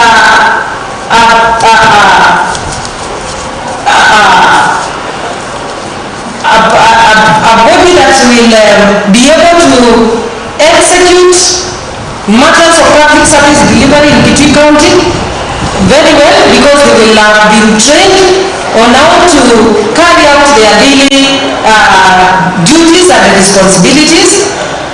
We shall have capacity building for all the staff, and every staff will actually be accountable for whatever they do on a daily basis. So the human resource for Kitui County government in 5 years to come, they will be well knowledgeable staff, highly skilled and highly motivated to give service to the people of Kitui County. Thank you. Thank you, Madam Francisca. Thank you, Honorable Maua. Now I give this last chance to Honorable Mayor, and after you are through, I think with the questions that are found have to be. Madam Gugu. Thank you to the chair, Madam Francisca. Let me congratulate you for your nomination. And as I can see, I can, hear through your talk the kind of wealth of experience you're carrying. If you go through this, Kitui will benefit from you. And my question is, what are some of the probable challenges you expect to face in your line of duty, and how would you tackle them? Thank you, Honorable Member, for that question. Through the chair, some of the probable challenges that I'm likely to face is one, inadequate funds to implement matters of performance contracting, disaster and emergency services in Kitui County. But I will be able to work in liaison with the other ministries and the relevant agencies to ensure that matters of performance contracting, disaster and emergency services are well implemented in the county government of Kitui. The other challenge that I'm likely to face is demotivated staff.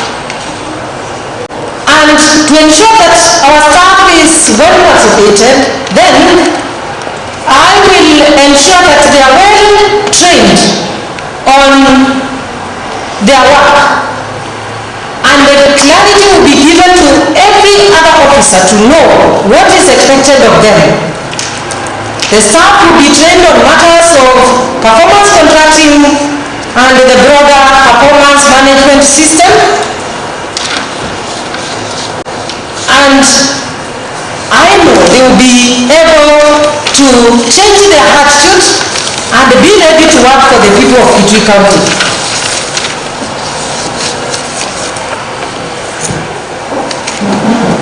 You are Thank you, Chair.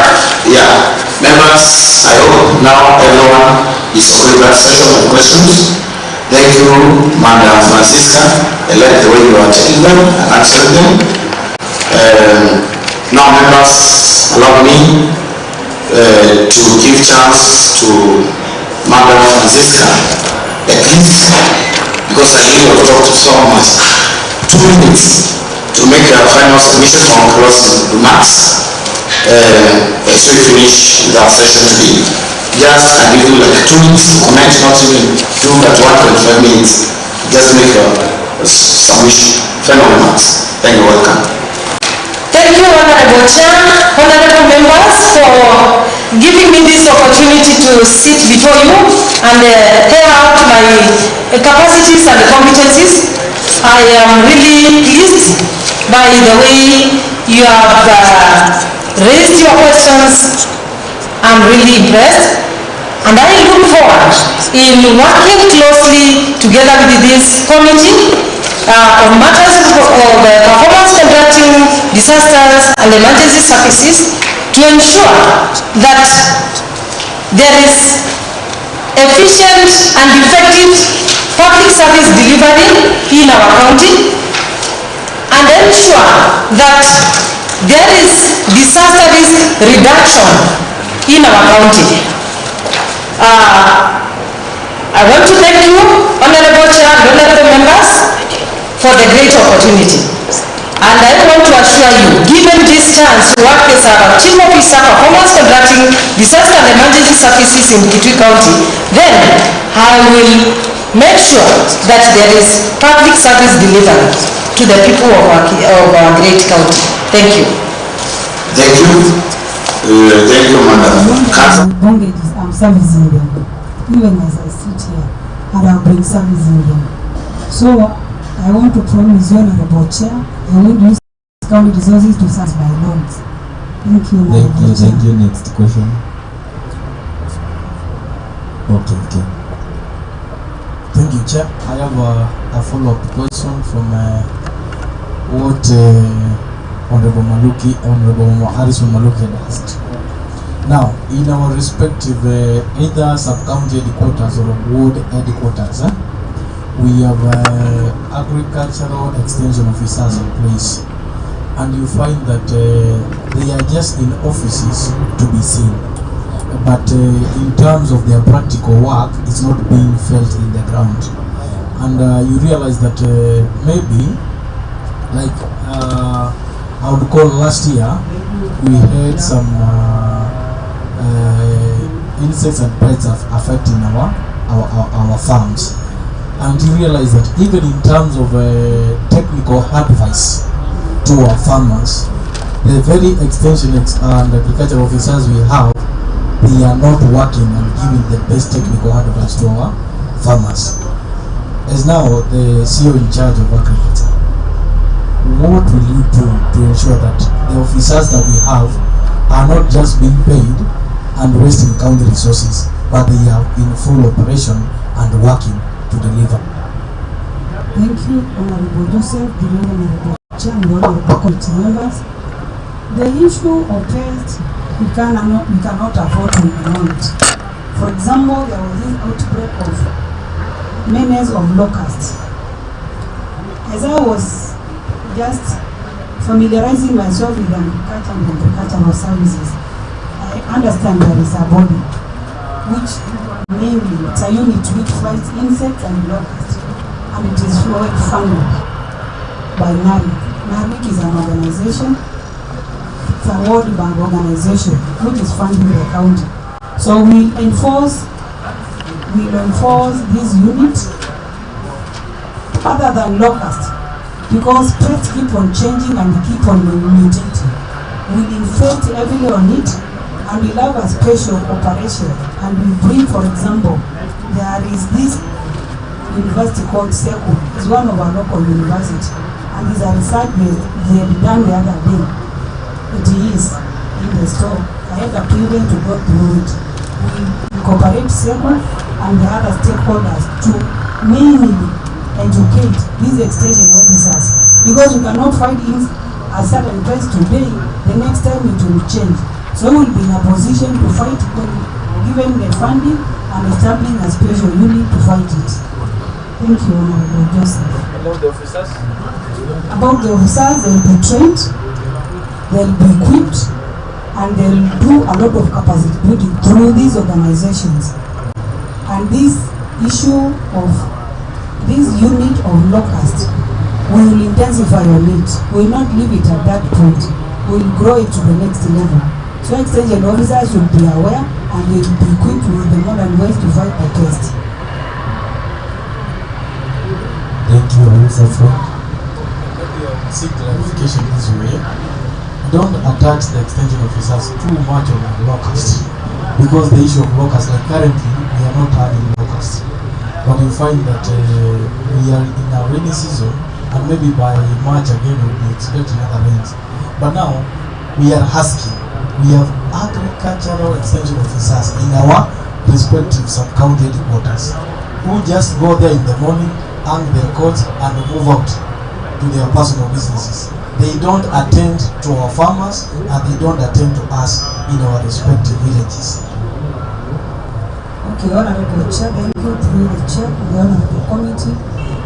Okay, if given this chance, we'll have a framework whereby we'll create a scope as to what is entitled of extension officers, because even most of them don't know their work. They don't have even the needed bosses, they don't know where to report to. We'll have a report and I'll not only go there and sit there in the office. That hierarchy and the scope will be given will make follow-up that everybody will work as per his scope and also trickle down, and the farm and the extension officers be fed by the farmers and they will be accountable. Okay, thank you. Next question. Okay. Honorable Chair, as I go on with the Honorable Joseph's question about the extension officers. First, I love your balance sheet. It's one of the sharpest balance sheets, the bank's balance sheet, the debit and credit. Thank you, Honorable. Thank you.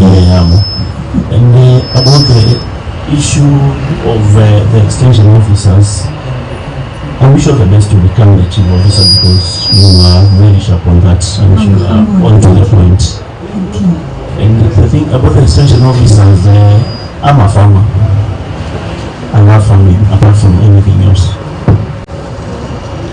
I have like 3,000 layers and 1,500 broilers in my farm at Matinani, and I have like 28 dairy cows.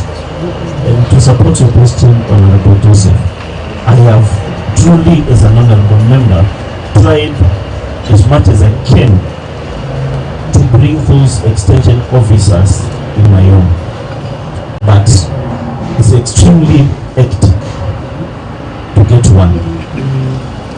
First, I understand the Honorable Joseph that these people don't have transport.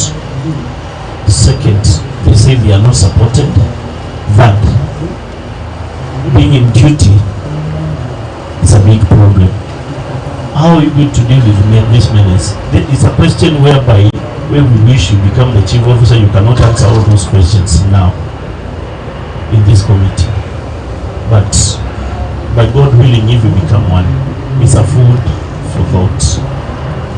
I'll be much happy if we meet in this committee as a chief officer, agriculture, with those answers well researched. For now, you can answer just brushing. I'll be happy for that. But if by chance you become, which I wish you to become, chief officer, those are some of the things will be colliding with you to give us strong answers about. Thank you. Thank you, Honorable Sylvester. That is noted.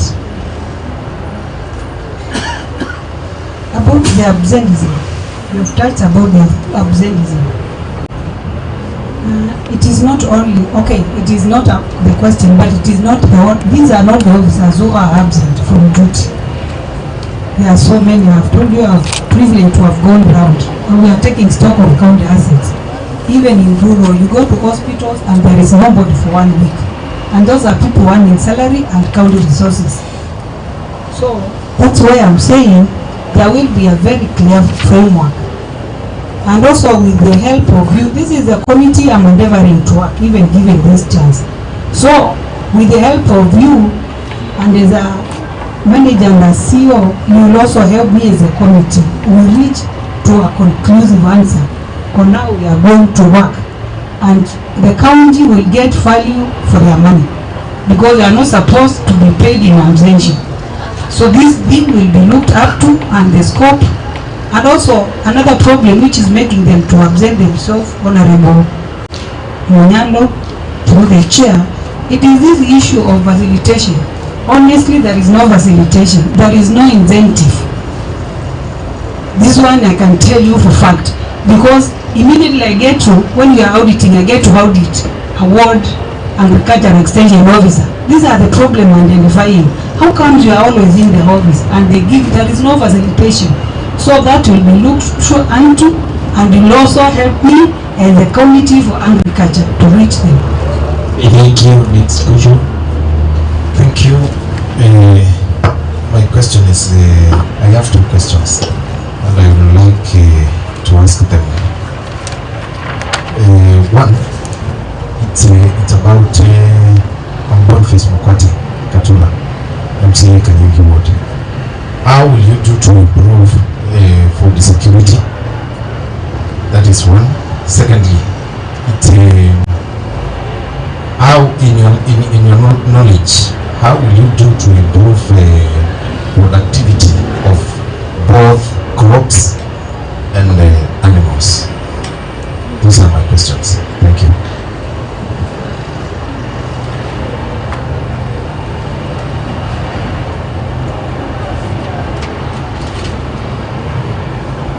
Thank you, Honorable Boniface, to the Honorable Chair and the Honorable Committee.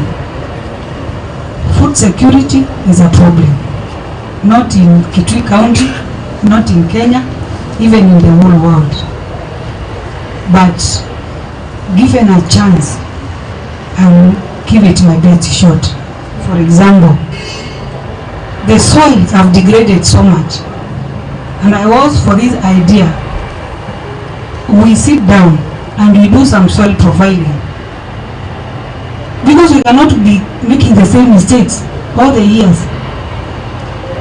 I will refer to the other tour.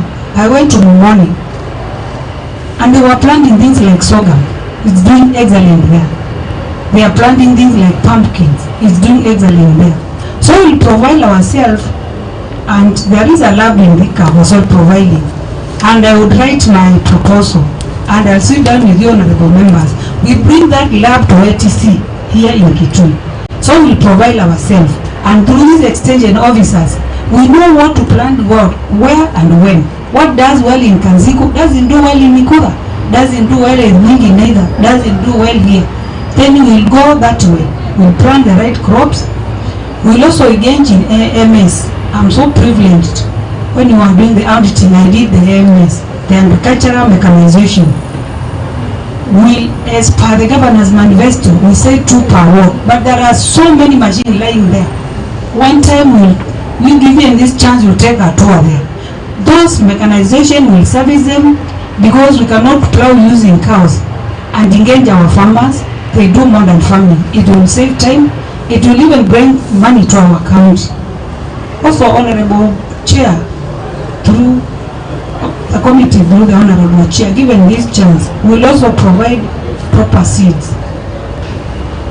Seeds which will be drought resistant, whereby even if the rains go because of the climate change, we cannot count on our rain, we'll harvest. We'll also do some subsidy as per fertilizer, but I will also encourage them, given a chance, for us to harvest maximally, to engage on organic manure, because we have a lot of manure here lying around and it is underutilized. According to Governor's manifesto also, these sand dams will help a lot, because we will harvest water. And after harvesting water, even if the rains go at early age, we can still use it to irrigate and get maximum yield. Thank you, Honorable Boniface, through the chair. Okay, I request Chair, I think the question is not fully answered about the animals. No, you know we have a CEO who is in livestock and agriculture. So this nominee should not answer questions related to animal. Okay. Yeah. Okay. Thank you. I request the Honorable Sylvester to ask his question. First of farmer, I'm getting in love with your questions. I will answer as a farmer. Honorable Chair, you have told us there is a CEO for agriculture, and then the question which I wanted to ask is related to you, not her. But one is I'll congratulate you because also my grandmother is called Kabu. So I'm happy for that. Thank you. Thank you.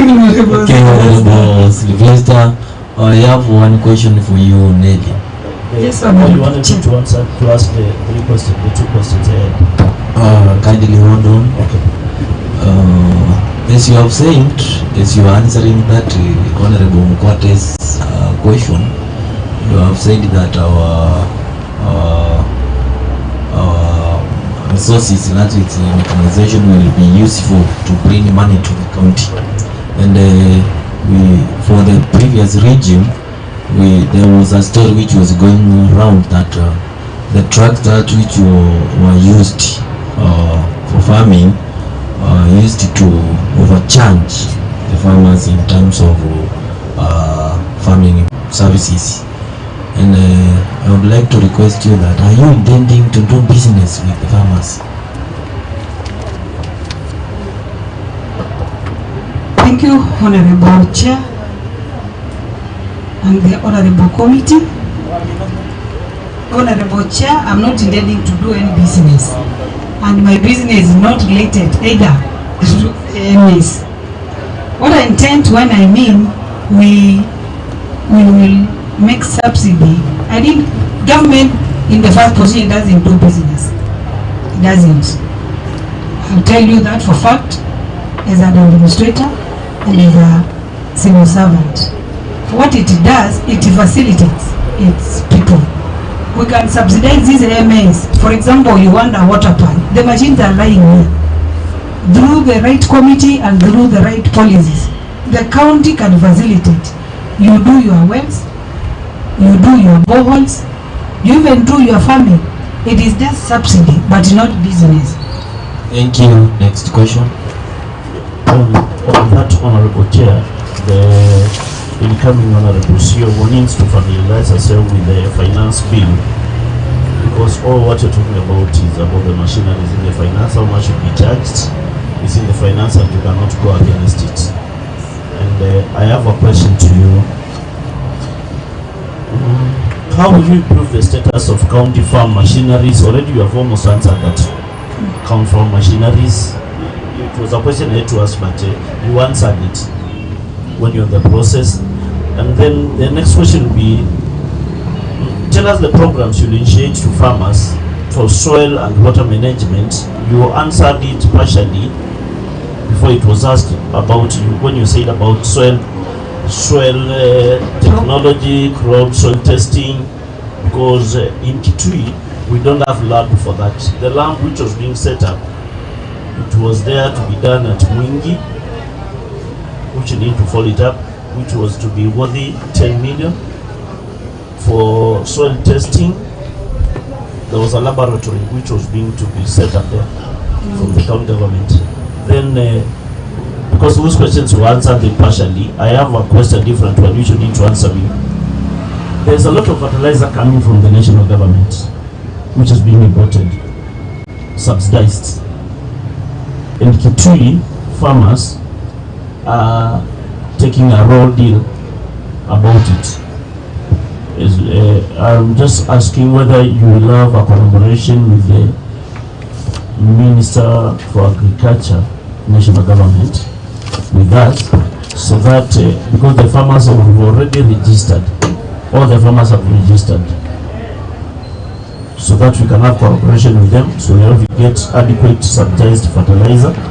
Because without them, even if you promise us you will give us subsidized fertilizer, as your budget will be just too small according to our resource envelope. That's how I call it. So what you need to do is collaboration with them, so that the farmers can get from what do you call it, the ball there. You can go and pick the fertilizer the simplest way they can. Okay. So my other question would be like, you talked about the loan with the the Agricultural Finance Corporation. Do you really have intention of helping our farmers? Because in Kitui County, you can count less than the whole of the county, less than 50 people who can access loans with African Finance, the Agricultural Finance Corporation. It's only you who, I heard that you have mentioned you have a loan there. It's rare to get a farmer, especially from Kitui, although you don't farm in Kitui. I wish you farm in Kitui. To get a loan from there is not that easy. How are you going to facilitate for farmers to have a better production? Because you have talked about millet, you have talked about sorghum, it's only that you didn't have time, you could have talked about cotton. Just answer that.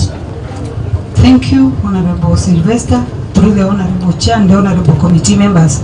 I'll start with this one for fertilizer subsidy.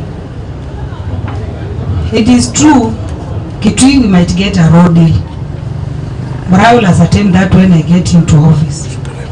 But these fertilizers, as far as I'm concerned, we did some registration. I also did a registration in my church, and even it was in other platforms. If given this position as a nominee, it's a CEO for Agriculture and Fisheries, I will collaborate not only with the national government, but with other stakeholders. But for this issue of fertilizer, I will collaborate with the national government through my technical team, because I have a group of directors, deputy directors, and even other field officers to see how we can go about it. We'll also collaborate with my team to see how much you can use organic fertilizer in case this one isn't enough, but we'll give it our best trial. Thank you, Honorable Chair. And answered about the Agricultural Finance Corporation. I'm going to that one. Thank you. About the Agricultural Finance Corporation, I am privileged to have a loan with them because I do farming in horticulture. And with these cooperatives, actually we have some existing. Given a chance, we'll have to review the first which are ongoing. We have one in Mumoni, one in Kitui Central, there is another one in Muda. So we'll refill them. We'll refill these acts because we have to start on the existing ones. And we'll show them the importance of cooperatives. This is the only language the banking institution and the microfinance institution understand. Even the loan which I took from the Farmers Corporation, I was guaranteed my fellow farmers, because you have to do some savings, you have to have some shares, you have to come as a group. This is the only language the banking institution understand. And also vis-a-vis your savings, so that we access loans, because government revenue alone is not enough. So we will source from these other institutions to get the right funding, and even through these cooperatives will also be useful when it comes to assessing money. So I'll endeavor on this with the advice and in line with the Finance Act. Thank you. Okay, thank you. I like how members are asking those quality questions, and I would like to request if there is any other question we would like to ask our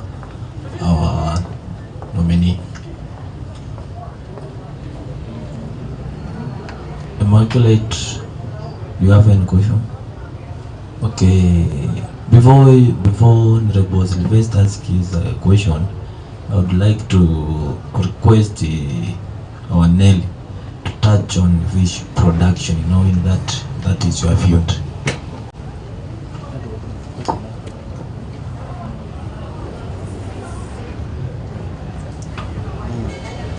Thank you, Honorable Chair, through the Honorable Committee.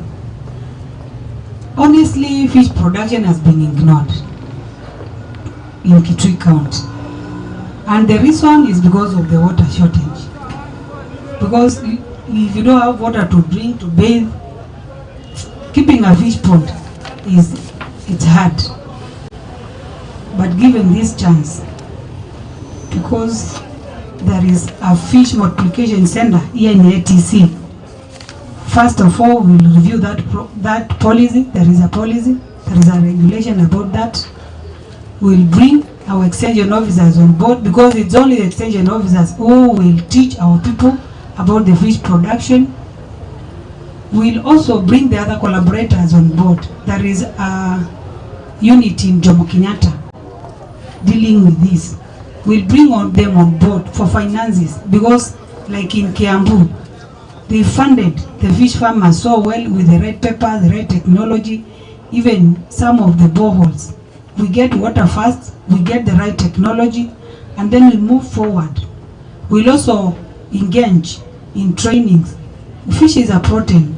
People understand protein like meat and also beans. They don't understand fish is a protein. We'll do a campaign, Eat Fish for Healthy Living programs. People get to know the importance of fish. We'll also, given this chance, I'll also do dam stocking. There are so many dams around, so we can do dam stocking and moving forward. And also consult with these honorable members. This is also my committee, and these are my honorable members.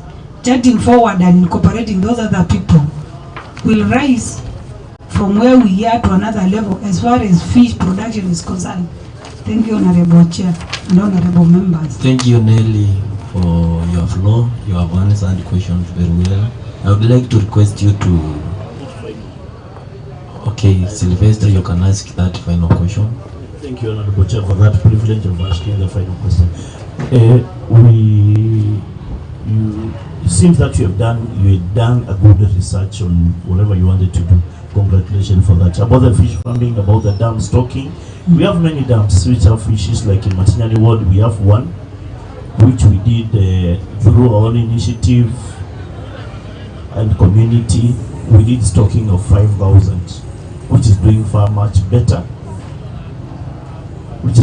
Far much better than the fish ponds.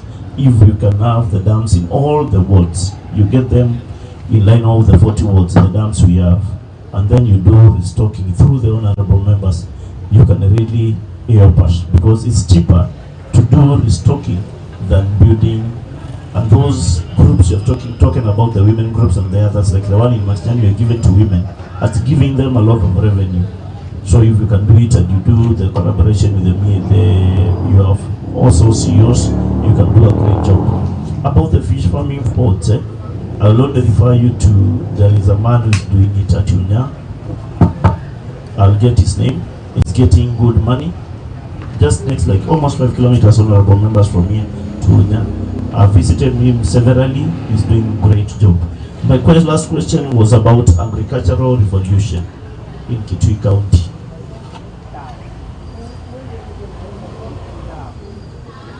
Us as county assembly, whatever the executive through the governor will ask in the budget team about providing funds for this, will provide.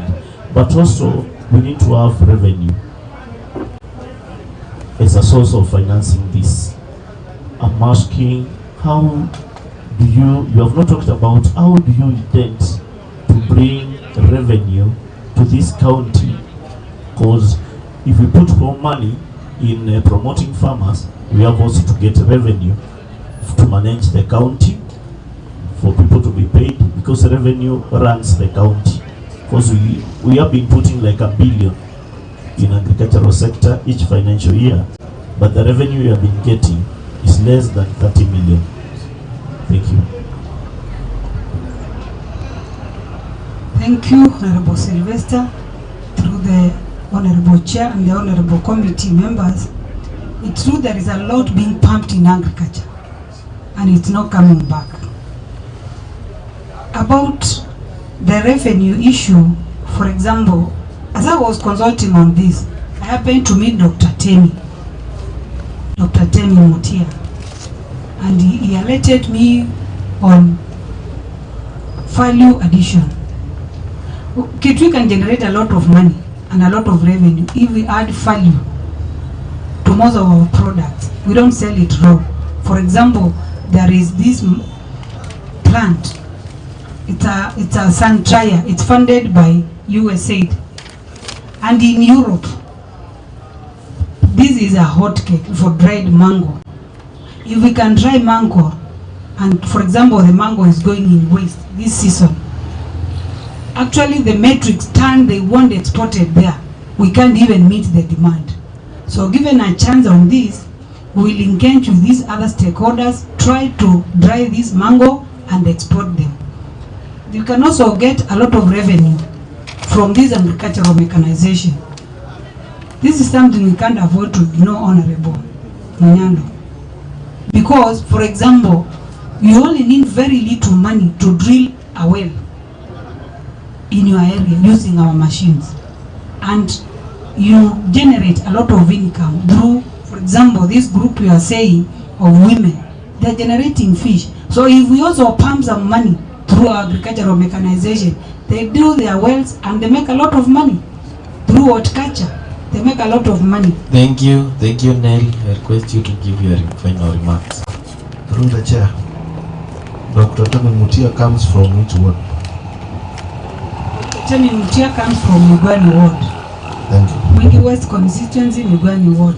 Majority was not acknowledged for having a great farmer there constituent. So you need to acknowledge that. Yeah. So you can give your final remarks. Thank you, Honorable Harrison. Yes, Tami Mutia has meant that to me, yeah, and is my friend. Okay, thank you, Honorable Committee members. Thank you, Honorable Chair. Given a chance on this, I promise we'll work together as a team. We'll do benchmarking together with this committee. We'll do budgeting together with this committee inside and outside the country. We'll move forward. There will be a forward mobility in agriculture. One scholar told us we should always fall forward. That was Martin Luther. We might not achieve it in a year, but given a chance, there will be a forward mobility in agriculture. Thank you so much. Thank you so much for giving me your time. I also thank His Excellency for seeing the potential in me. I also thank the commissioners who interviewed us in the board, and also I thank you even for creating time for us. I'm so humbled. Thank you and God bless you. Thank you, honorable members, for your cooperation. You have really shown the quality. You are equal to the task. You have asked some questions, very good one, and that cooperation is very good. And I thank you, Neil, for answering questions adequately. You have done so good. Your flow was good. I think even the committee have noticed that you have the qualities, you have what is needed so that we can have better services in terms of agriculture. I wish to say that the committee is grateful, so we request you to leave at your own leisure and make sure that you have your documents back. And I think we are going to adjourn this meeting until 2 p.m. Thank you. Thank you. Thank you, Honorable Chair, and thank you, Honorable Committee members.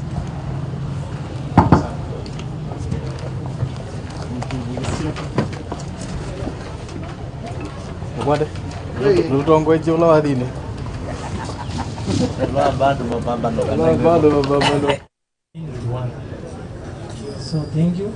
I know the sugar levels are down. So